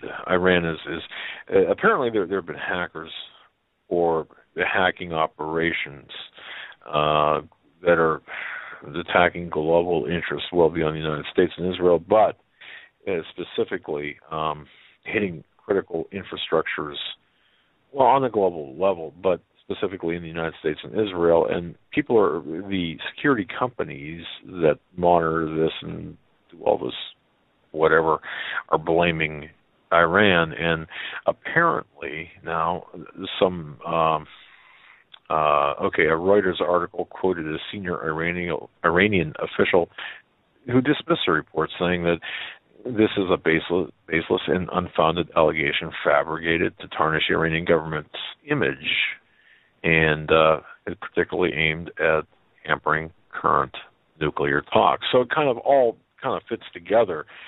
Thank you, Bruce T., for that question. So there it is. Apparently there's some stuff hitting our critical infrastructures, and Iran is being blamed. And I have an update, Stan. Iran. Say again. I just I have an update about the story that you opened with, not to interrupt your thought process here on Iran, but about this several sonic booms, or the loud noises. Somebody, Kevin, thanks Kevin, sent me an article. Navy takes responsibility for several recent sonic booms. The Navy, I'll put this in your Skype too, Stan.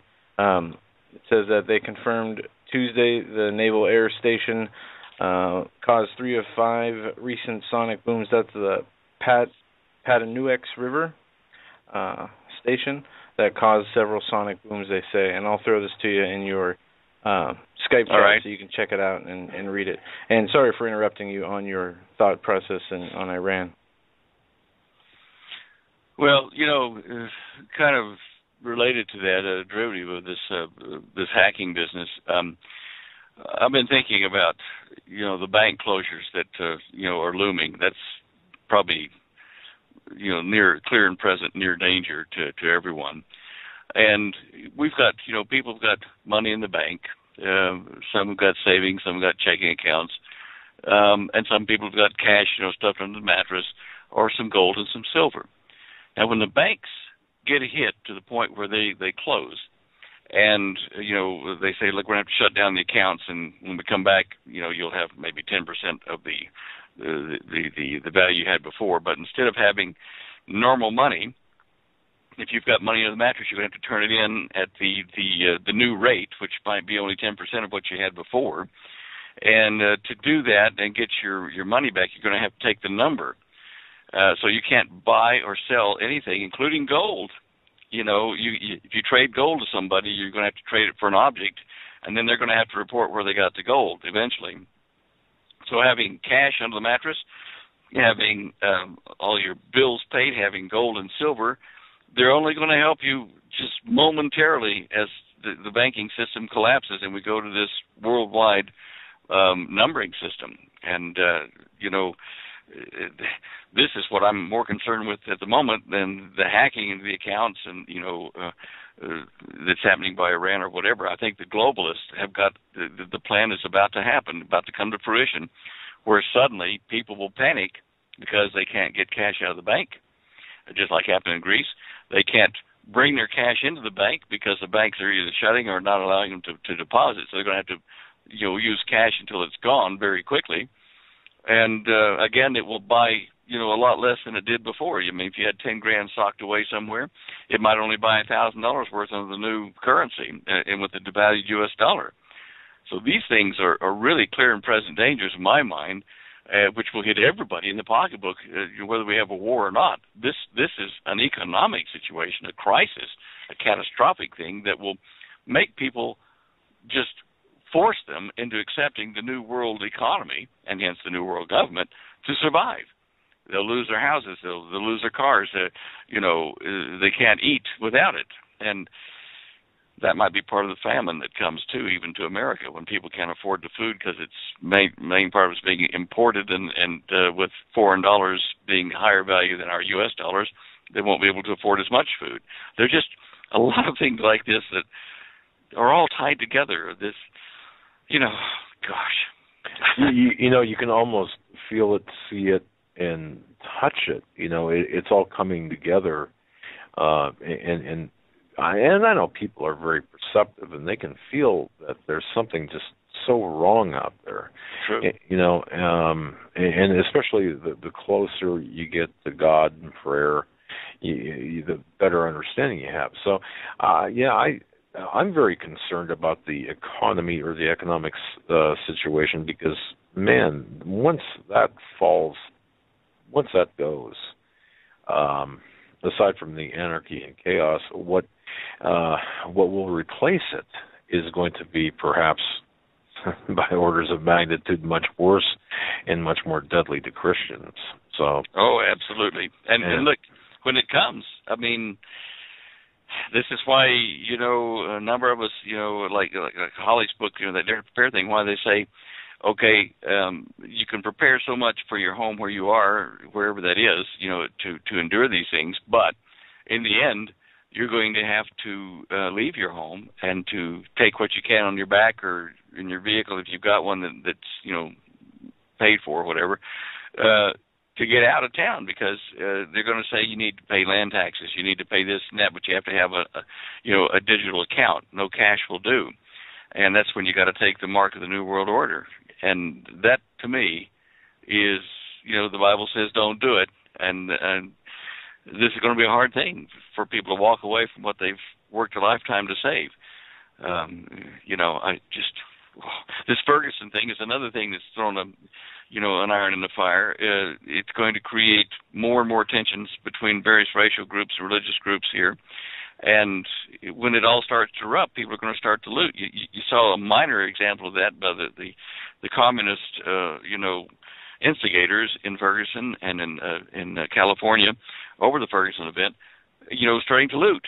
They just break down the windows of the stores and steal, and that'll expand to people that are known to have prepared. So it is going to be a very, very volatile time, and I do hope and pray that the rapture comes right at the beginning of that for the church, and they can have our resources then, because we're gone. We're seeing that real quick. Yeah, I cannot believe the news. How quickly the news is being. We're seeing. It's almost like we could catch a new headline every hour, whereas 5 years ago it might have been every 5 or 6 hours. It's just everything's been speeding up so much. Well, we've been saying, look out, it's coming, and now then we're saying, duck.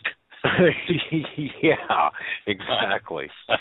Exactly. One more question from a listener, because we've had some people on, And it's been interesting because we've had people from talking to us from Costa Rica and people talking to us from various other Central American countries. And so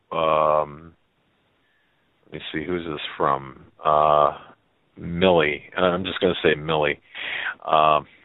Millie wants to know, Stan and Holly, do you have any inclination to leave the country? Because you've been essentially, you've lived in other parts of the world. Is there any inclination for you to leave America? Yeah, actually. I'm looking for the off-ramp for planet Earth. I want to get out of the whole planet. No, seriously. Send directions. I know what she's asking. Yeah, I will. Well, that's the rapture business, we know that. Look, Christians are not really citizens of earth. Their kingdom is not of earth. It is with the Lord, wherever that kingdom is. And we are sojourners here. And our passports are to another country. Now, as far as living outside the United States, even 30 years ago, even 20 years ago when I was in Australia, the Americans are called the Yanks, in a lot of places, most places outside the country. And we are blamed for all kinds of things, and because of the actions of our government and various three-letter agencies. When I was down in Australia, there was always this kind of sideways humor, that people would say, yeah, you're CIA down here, we know that, Americans are all CIA and they're rich and whatever. And this is the common conception. And when Holly and I had prepared down there on our farm in Victoria, we had a particular tradesman that did some work for us, and he got to see some of what we had there in storage. And he says, I'm not worried about getting prepared. I know where you're. I'll come and get some from you when I need it. And they're not talking friendly like. They're going to come and knock you over the head if you don't share. And you're once the American economy collapses and America can't defend its people overseas, then the Americans are like lepers overseas, and they're fair game for any country and the people in any country they're in. And people will justify immediately, like a lynch mob, take the American what they've got because they stole it from the rest of us. That's the mentality that's out there. So do I want to leave the country? Am I looking at no? I'm gonna deal here with the people and terrain and circumstances and culture that I know, and I'll take my chances here rather than having no friends and only foreigners, and in a lot of cases that don't even speak the same language around me. Because that's just silly. You got to go where your assets are the best, and it's being among the culture that we have here. Even if you have to go bush here, walk about and go out into the desert, the good Lord will tell you where. I'm sure tell all of us where to go, but it will be more prudent to do that here than in any other foreign country. It's just. And I say any other, meaning that America's a foreign country for us as well, because we're not part of. Right. We're part of the heavenly kingdom. Yeah, exactly. And you know what, Stan? I don't think. And Millie, thank you very much. By the way, that's not her real name, and she just wrote down. Or she sent me another email saying, "Tell Stan this is the first time she's heard you, and visited your website, and of course, she said." I'm going to be ordering your book and Holly. So thank you, Millie. But thank you, Millie, not your real name. But yeah, I don't think Christians can we as Christians, we're not going to run. We can't run from what's coming. I don't think. I mean, where are you going to go? And you're right. But yeah, it's a supernatural warfare as well. I mean, it's We're only going to have to.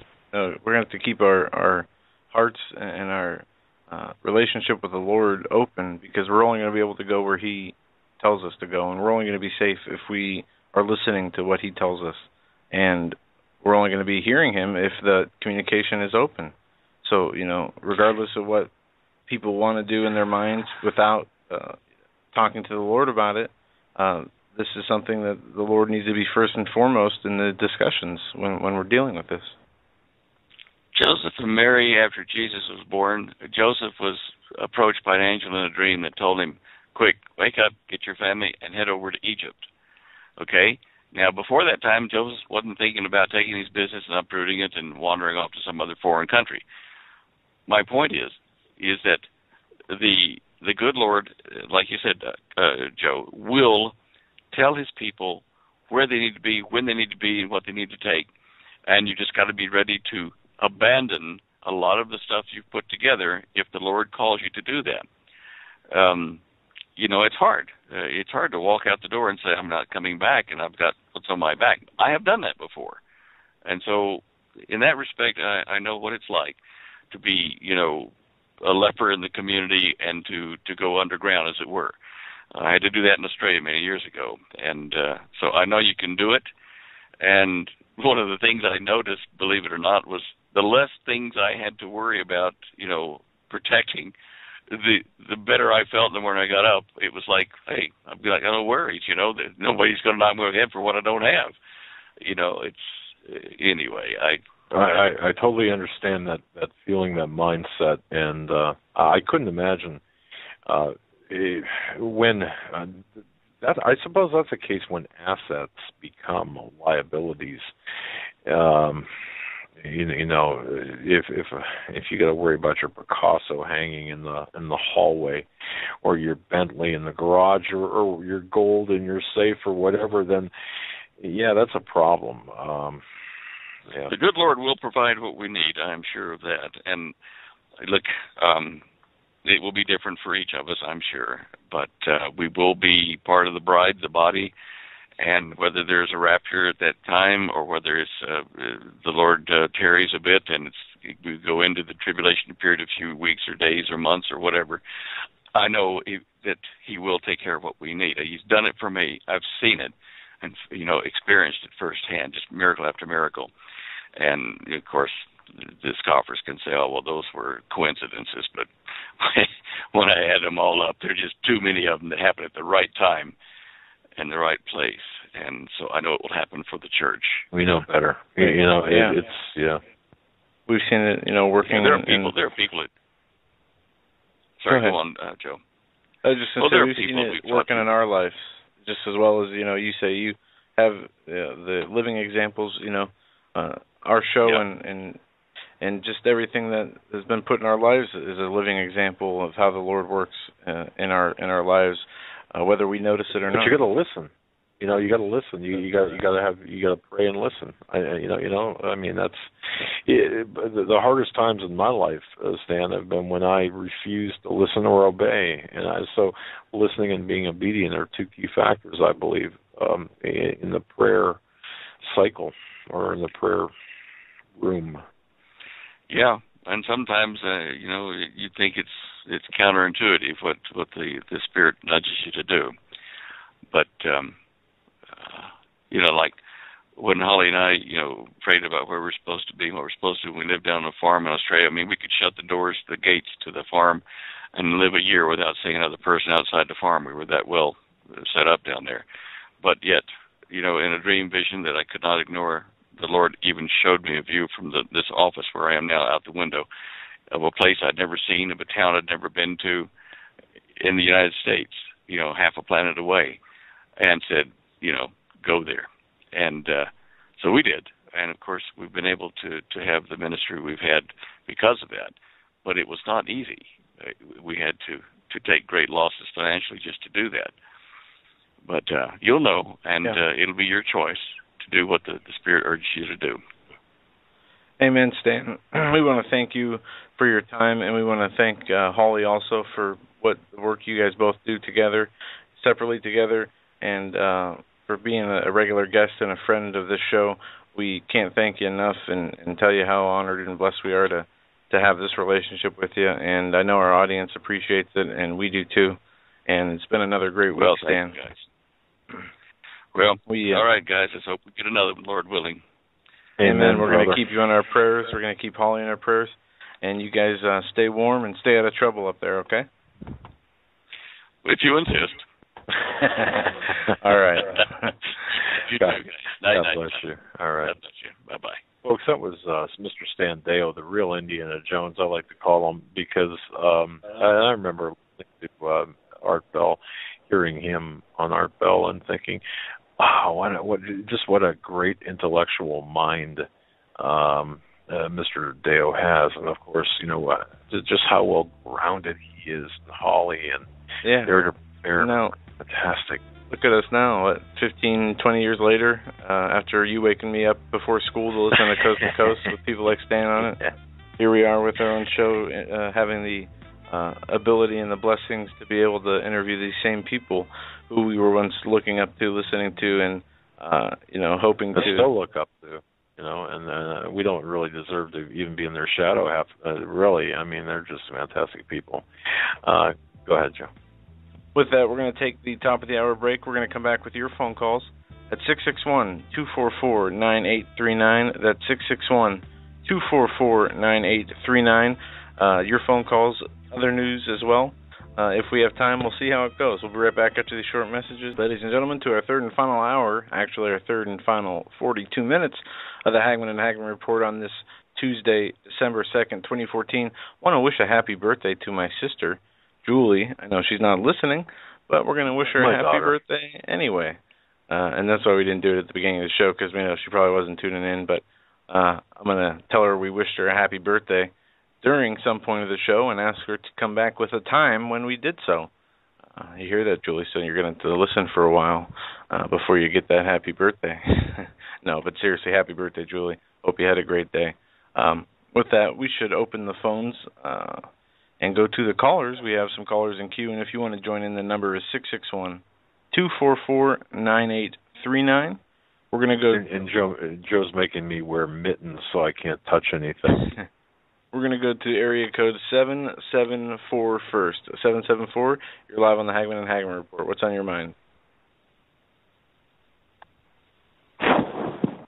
Hello? 774? Hello? All right. Hello? You're live on the Hagman and Hagman Report. And that dropped off. All right, 562. You're up next. You're live on the Hagman and Hagman Report. What's on your mind tonight? That's you, Janet. That's you, Janet. There you go. Talk to us. Come on. 562. Talk to us. You can do it. Anybody.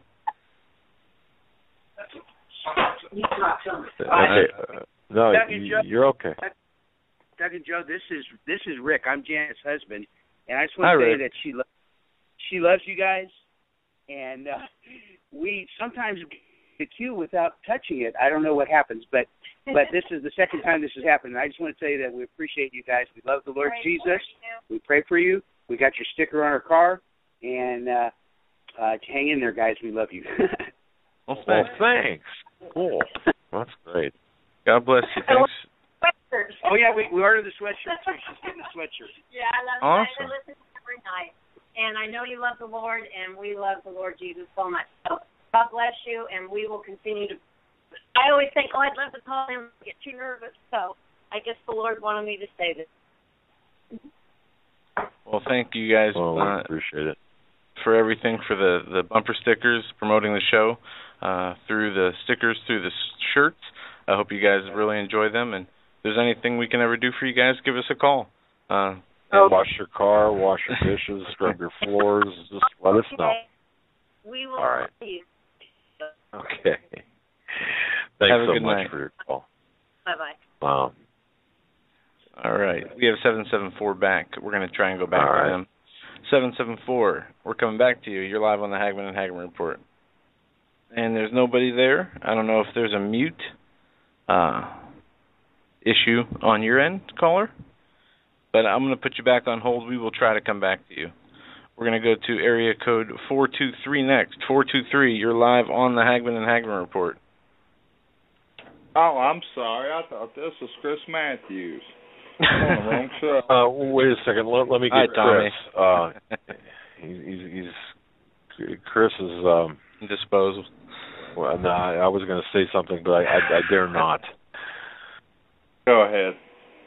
No, he's just just with Obama. And never mind. Go ahead, buddy. Oh, I'm just listening. You know, every night I sit here and around this time of night, you know, I'm doing the chores and stuff with the kids. Y'all pretty much came like a part of our family, and I've always got you on. It just beeps me over to you. I don't really hit nothing, but I listen to you every night. But I love everything you guys do. I appreciate it. We appreciate you appreciating us. We appreciate being appreciated. It's appreciated. And we appreciate the help, Tommy. You've helped get some guests on for us, and that's been very fruitful, and we appreciate that. And you're listening. I was addicted to the hokey pokey, but I've turned myself around. So. Oh, that's what it's all about, buddy. I'm sure that's what you're waiting for. Well, thanks for listening. But I appreciate it. You guys have a good night. Yeah, you too. God bless you, Tommy. My friend. God bless. All right. Wow. All right. Yeah. Let's go to area code. Wait, before you go to this, and I'm sorry, caller, I just want to get this in here before, in case you haven't seen this. Just got an email from Steve Quayle, who, before it's news, Oath Keepers surrounded by 50 Ferguson police officers stopped defending these buildings. Now, this is on Before It's News, and I heard some rumblings about this over the past couple of days. And I do know that we've had Stuart Rhodes on our program before, and I knew that he was expected in Ferguson today. Yeah. The liaison. I heard they were going to go there to protect and try to restore order for business owners that would or needed their services. Now, we watched a video, and we'd mentioned this yesterday a little bit, kind of inconclusive, but seemed to show a would-be SWAT team or a other governmental agency dressed in SWAT team, as it was not color-coded or specified as to the jurisdiction on the uniforms, but starting what would be a fire in a car, which was in a business parking lot that later engulfed the whole store. Now, we know the Department of Justice has sent protest teams down there. We know that there are other government agencies at work here doing many different exercises, from the DOD and their civil disturbance exercises to the DHS and their domestic extremist exercises, as well as all the other ones far and few in between.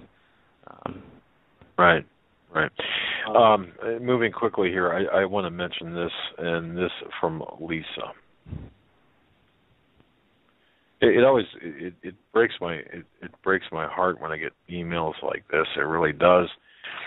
Lisa writes, and I'm not going to give up any personal information, so don't worry. Hi, Doug and Joe. I just wanted to thank you for standing up for Christ and being watchmen. Your program has led me and my husband to be closer to Christ. It's helped me to keep my husband on the straight and narrow. She writes, and I'm going through some sentences here. She writes, I also wanted to ask for your prayers for my friend Shannon. Now, Shannon has a 7-month-old named Nora, is suffering from the beginning stages of heart failure at 7 months. She's losing weight, and her blood pressure is high. Shannon, of course, is just worried and absolutely heartbroken. Her husband, Robbie, is beginning to lose faith. And they've got 2 other girls to look after, Maddie and Layla. And God does heal, and I trust that He will heal Nora. I just want as many true Christians as possible to be praying for them. So, folks, if you can, if you will, please pray for Nora, a 7-month-old, suffering from the beginning stages of heart failure. She's losing weight. Her blood pressure is high. Pray for not only Nora, but Shannon. Nora's mother, Robbie, Nora's father, and Nora's sisters, Maddie and Layla. Pray for absolute healing. Yeah. And I just wanted to make sure, please, folks, when you hit your knees tonight, keep them in your prayers. Absolutely. All right, we'll go back to the phones. We're going to go to area code 786. 786, you're up next. You are live on the Hagman and Hagman Report. Hey, Doug. Hey, Joe. How you guys doing tonight? Fantastic. How are you? Oh, doing good. Great to be able to talk to you guys again. Lord's been moving me to talk with you guys, but one thing and another, either y'all have had guests and not been taking calls on a lot of the shows, and or with the holidays, things come up. But he's really been moving me to get back in touch with you guys. I talked with y'all week before last about after Obama signed the executive order for amnesty and how serious a situation with him is. But first of all, before stating what the Lord's wanted me to state tonight, definitely we all need to pray for that little 7-year-old Nora. It breaks my heart. 7-month-old. Yeah. 7-month-old. I'm sorry. That part of me just wants to get angered that probably somewhere along the way, because of the food and what they're doing with the environment and the chemtrails and the GMO, somewhere along the way, those satanic Luciferian rulers of this world somehow, caused that to happen somewhere along the way in their attack on our DNA over the last several generations. And I just want to get so upset, but she's in Lord's hands, and we all just need to pray for that family and pray for a breakthrough and a miracle, and that that the Lord sees her through that. But I get so angry when I hear of the children that are.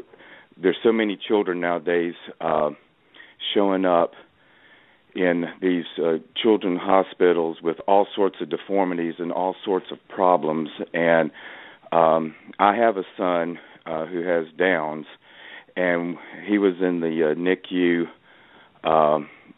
and for 6 weeks, and just the number of children with the oddest defects in their bodies being born broken, it's just heartbreaking that these Satanists are just taking just an awful toll on us, and it just seems like we all still just stand there. And I know it's in the Lord's hands, but you just want to do something to stop these. Well, I'm not going to use the language I would like to use against these people, but you know what I'm saying. I asked the Lord to temper my anger whenever I think about what they've done to the children in this country and around the world with the different modes of and the different weapons that they have at their disposal from the fallen angel technology over the centuries. But the Lord really moved me in the last couple of weeks to talk to you guys. I know that there's always debate going on in your chat room and also online, and I know where Sheila and many of the guests and Pastor Langford and Steve Quell, their view on the pre-tribulation rapture, and but there's still so many in the chat room and so many that listen that still believe in, and I'm going to say this word, and I know it's kind of strong, but it is a heresy. If you could, Doug or Joe, could you open your Bibles to Revelation chapter 14, please? I got it. Okay, great. Revelation could you read chapter 14, I'm here. Okay. Okay, it's talking about the 144,000 Jewish men, 12,000 they're virgin Jewish men that are they're called back in, I believe, chapter 4 of Revelations. They're 12,000 out of each tribe, and they're virgins, and they follow the Lamb wherever they go. There are 144,000 which were redeemed from the earth. These are they which were not defiled with women, for they are virgins. These are they which follow the Lamb wheresoever he goeth. These are them redeemed from among men, being the firstfruits unto God and unto the Lamb. Right. That there, if anybody still believes in the pre-trib rapture, God showed that to me actually several months back. But when I've called you guys before, some other subject was being talked about, and I never did relay this onto you. But anybody who will read that and knows about the first fruits of God, that goes back to the Old Testament, the first fruits, those are the first that are called, are those 144,000. And I know that, like, the Jehovah's Witnesses take it and they spin it off into their own thing, but I'm not talking from a Jehovah's Witness. I'm not a Jehovah's Witness. But those 144,000 men are the first fruits. Nobody can go before the first fruits are taken. And that chapter 14 is after chapter 13, which is the where the Antichrist is revealed and the mark is put into place. So all Christians that are alive when the Antichrist shows up, we're not going to be taken out before that happens. Now, when you read on in chapter 14, it starts talking about the angels announcing the judgment of God. Now we're going into the great tribulation of God and his actual judgments. But just knowing about first fruits, nobody else can go before those 144,000. I mean, to me, that should be case closed, that there's no pre-tribulation rapture, and anybody's. And I'm kind of surprised, and maybe I've just missed a show where one of your guests have talked about it, but I've just been surprised that nobody's actually talked about that angle, that how can anybody go before those first fruits? And and they're in. Go ahead, caller. If I can, I'm gonna make a point here. From what I read here about the 144,000, it says these were men which were not defiled by women. They were redeemed from among men, being the first fruits unto God, unto the Lamb. And it starts with that verse 14:4. It says, and these are they which were not defiled. And it goes on to say in verse 3, in the second part of that verse, it says, but the 144,000 which were redeemed from the earth.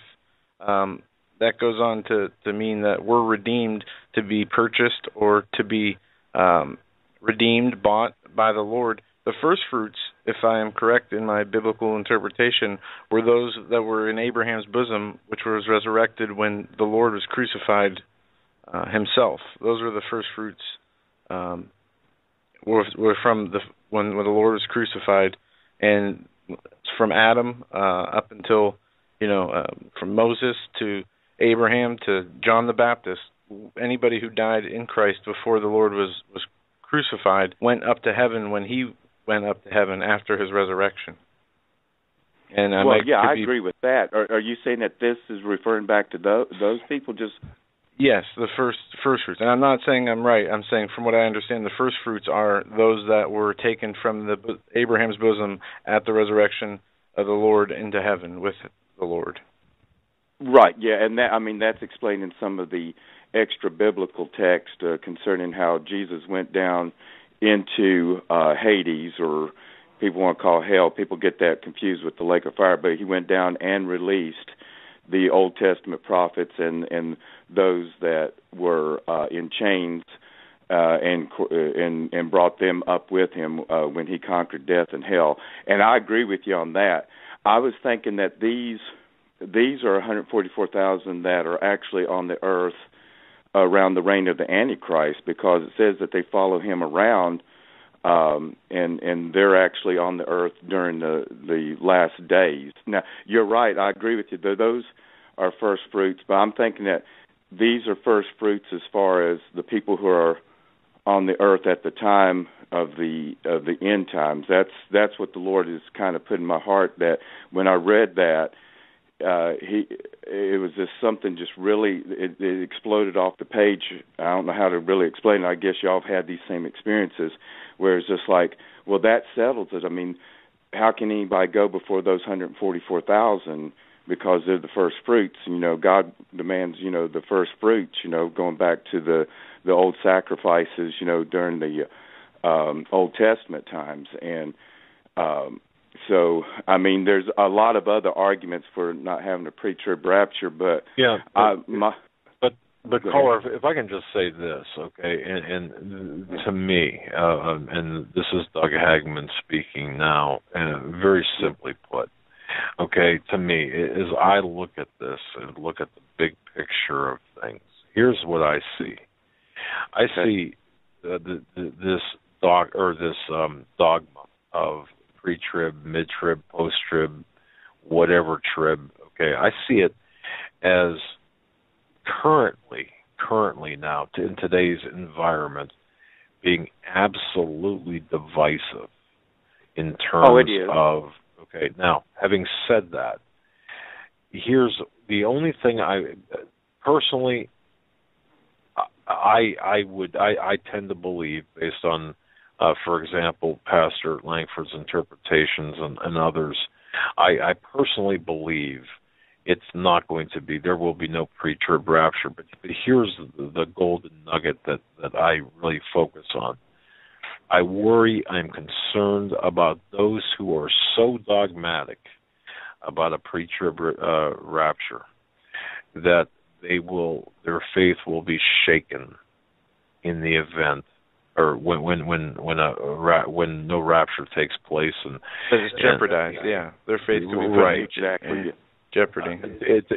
To me, that's really the key, and I think that this is part of the great deception. So that's why I tend to believe in a not a pre-trib rapture, because what would shake someone's faith?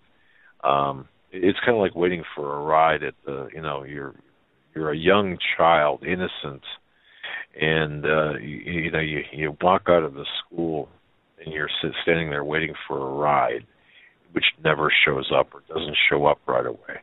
You get scared.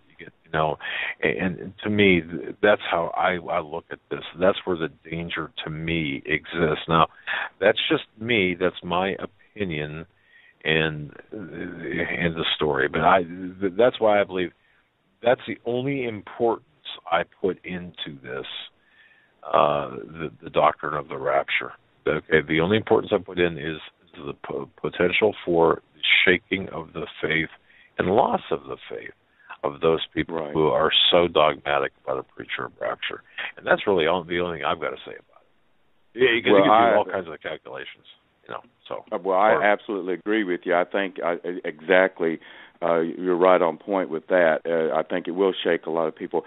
I will just real quick tell you, I don't think it was any kind of prophetic dream, but I did have a dream after reading some of Book of Matthew and some of Revelation, and I had a dream not too long after I read parts of the Sermon on the Mount and some things that where Jesus says that if they tell you I'm out in the desert, don't believe it. I'm in the hidden place, don't believe it. And I had a dream where the fallen angels, the Nephilim, mainly fallen angels, as part of the great deception on those looking for a pre-tribulation rapture, would show up at people's houses and say, hey, you need to go out to the desert. It was a dream. I'm just really making it brief. It's more detailed than that. But basically, fallen angels were showing up as angels of light saying, Jesus is out here, you need to go with us. And I thought that may be part of a master deception against people, on the people that are trying to believe that there's going to be a secret taken away.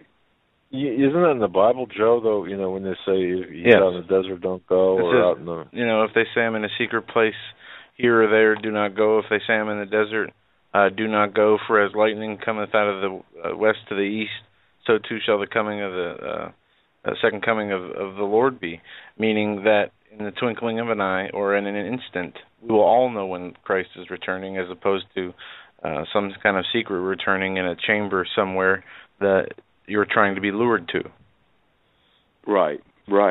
And so, I had this dream, and that was part of the deception was, and the way that they talk about, with these movies like Left Behind and those series of, and when you hear from a lot of the pre-trib leaders, they, talk about, well, it's kind of a secret thing. And I'm like, no, that's, it's not secret. And, I don't know, like I said, it was just a dream that came in out of reading, those parts of the Bible. And I thought that it was kind of, strange that,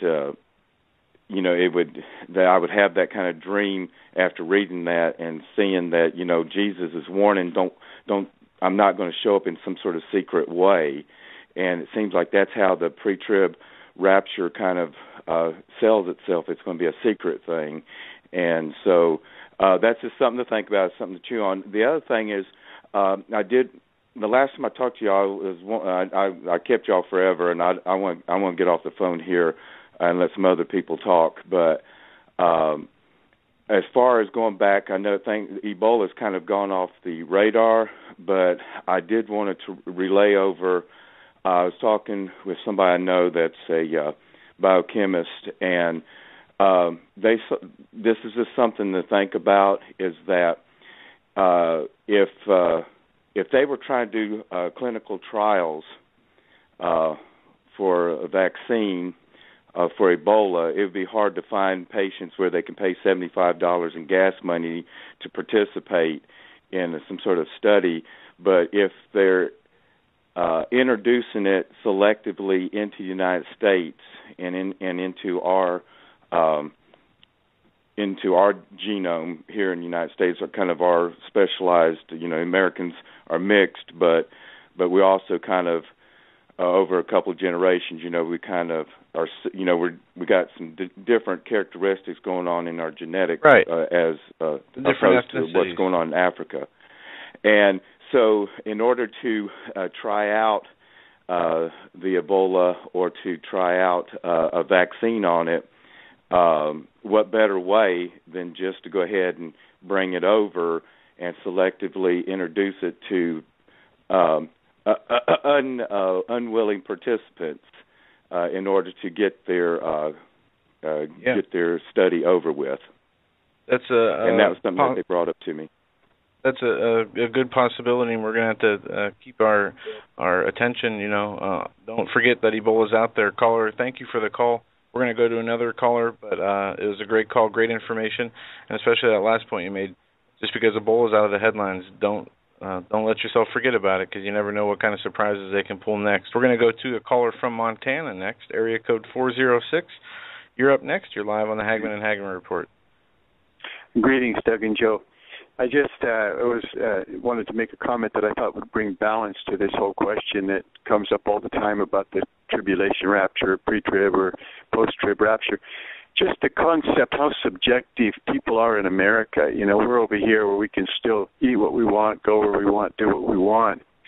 And everybody thinks they're going straight from the potluck to heaven, but all you have to do is realize that Fox's Book of Martyrs is written in the same dispensation we're in, that millions of people have been butchered for their faith in Jesus Christ, and all over the world right now, from Indonesia to Africa and Sudan and so many places, Christians are being butchered everywhere for what they believe. Tell the brothers in North Korea they don't have to go through tribulation.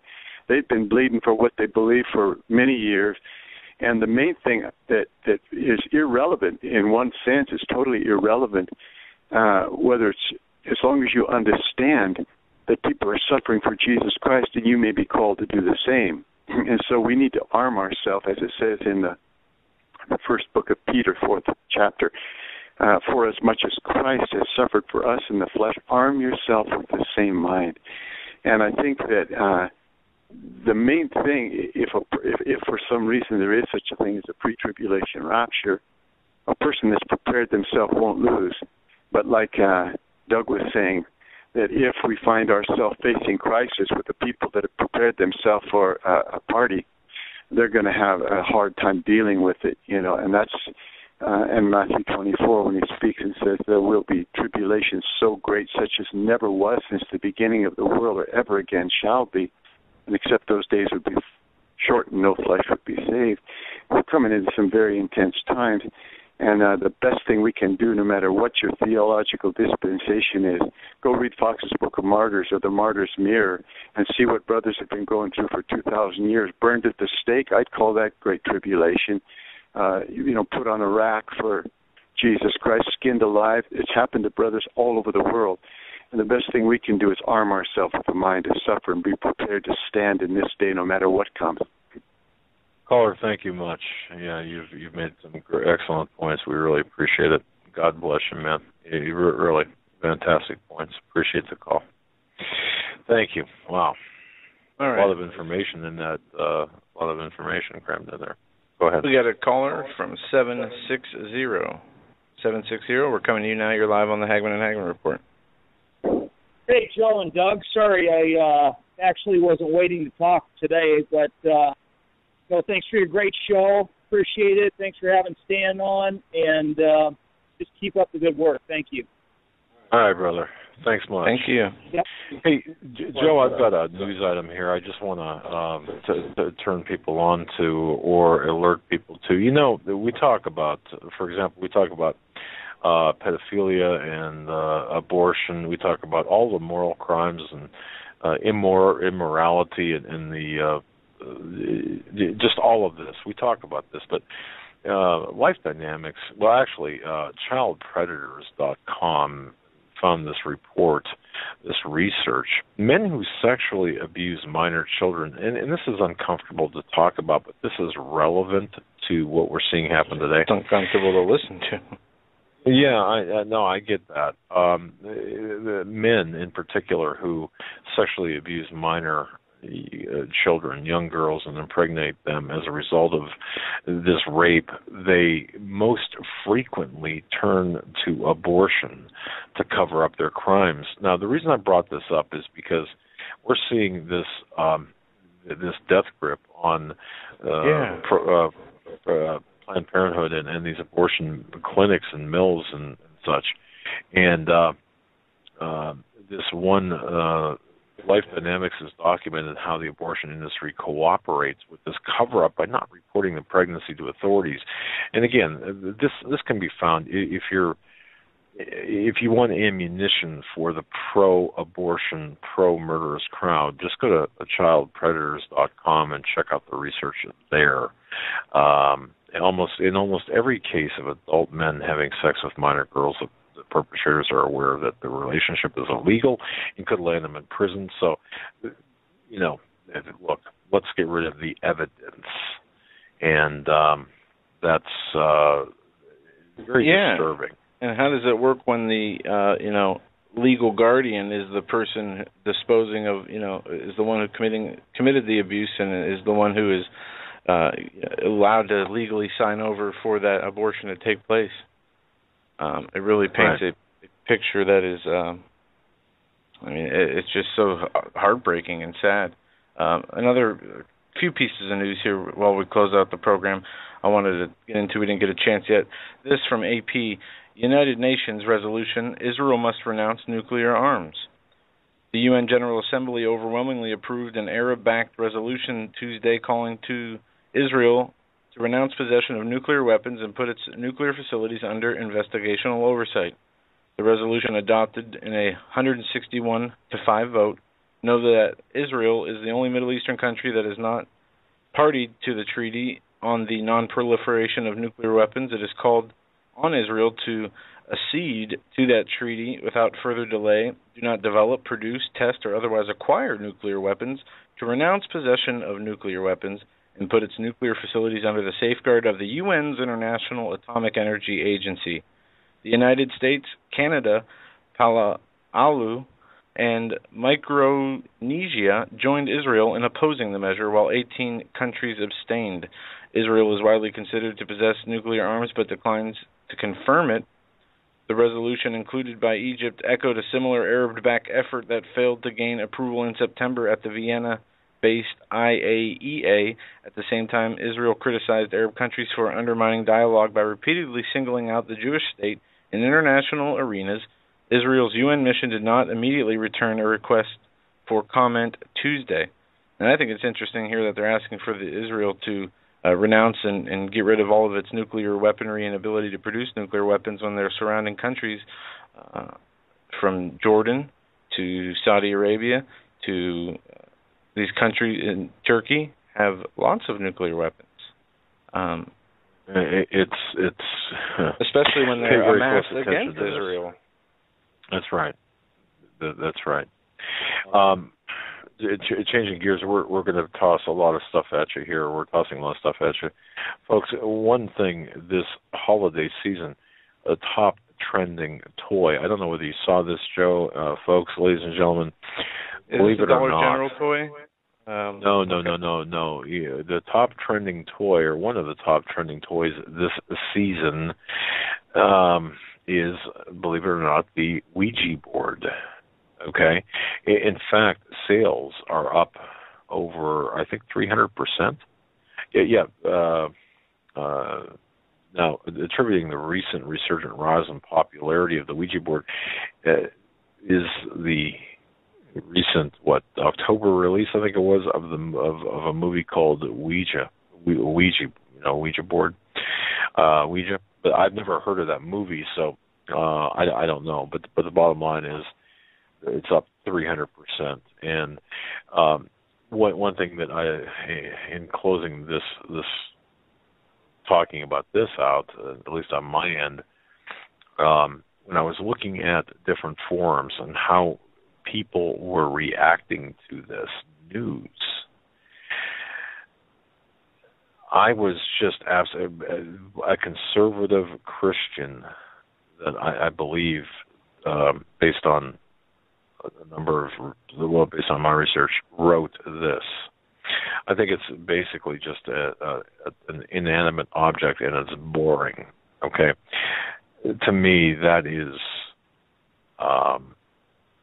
wow, that is uninformed, ignorant, and dangerous to think that way. But so, folks, hopefully you're not one of those who believe in buying a Ouija board for a child. I would hope not. And this last headline, we'll hit this tomorrow. Or no, we won't hit this tomorrow. We will hit this with Paul McGuire on Thursday. Is the IRS going to censor sermons at your church? An atheist group wants to censor what priests, pastors, rabbis, and other clergy say in their sermons by threatening an IRS challenge of their tax-exempt status. Generally, leaders of the House of Worship in America have the constitutional right to preach, promote any sort of outright endorsement. It says the leaders of the House of Worship have the constitutional right to preach and promote anything short of an outright endorsement of a political candidate. But now this freedom is being challenged. In the 2012 Freedom from Religion Foundation, an atheist organization, they advocate and sued for the IRS for seeking to force the agency to question the tax-exempt status of churches and other houses of worship if they preach on moral issues in a way that has political implications. On July 17th, the Freedom from Religious Foundation formally agreed to dismiss the lawsuit voluntarily with assurances from the IRS that the agency no longer has a policy of non-enforcement against churches. The lawsuit filed in U.S. District Court for the Western District of Wisconsin was dismissed without prejudice, meaning the atheist group could receive or revive it at any time if the IRS reverts to its previous inaction. This is very important, and we're going to get in, I don't have to tell you guys why. This is so important, and this is something that I would like to get into with Paul McGuire on Thursday. The Daily Signal, this is where I'm reading this from. Who and what is the Freedom of Religion Foundation? What is the campaign they've launched against these houses of worship? Bloomberg says this Freedom of Religious Foundation is a militant atheist group that seeks to marginalize religious and religion in public life and to demonize it generally. The lawsuit was dismissed out of step. Worse than usual, it's failed to attempt to use everyone's favorite government agency, the IRS, to censor private religious speech. Pastors say to their congregants during religious services is irrelevant to the IRS.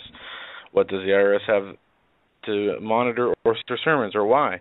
It says the IRS has seized an old law, the Johnson Amendment, which was pushed through by an at-risk politician to censor what some nonprofits were saying about him. The IRS expanded it through the regulation system to ban pastors from using code words such as pro-life in their religious instructions in church services.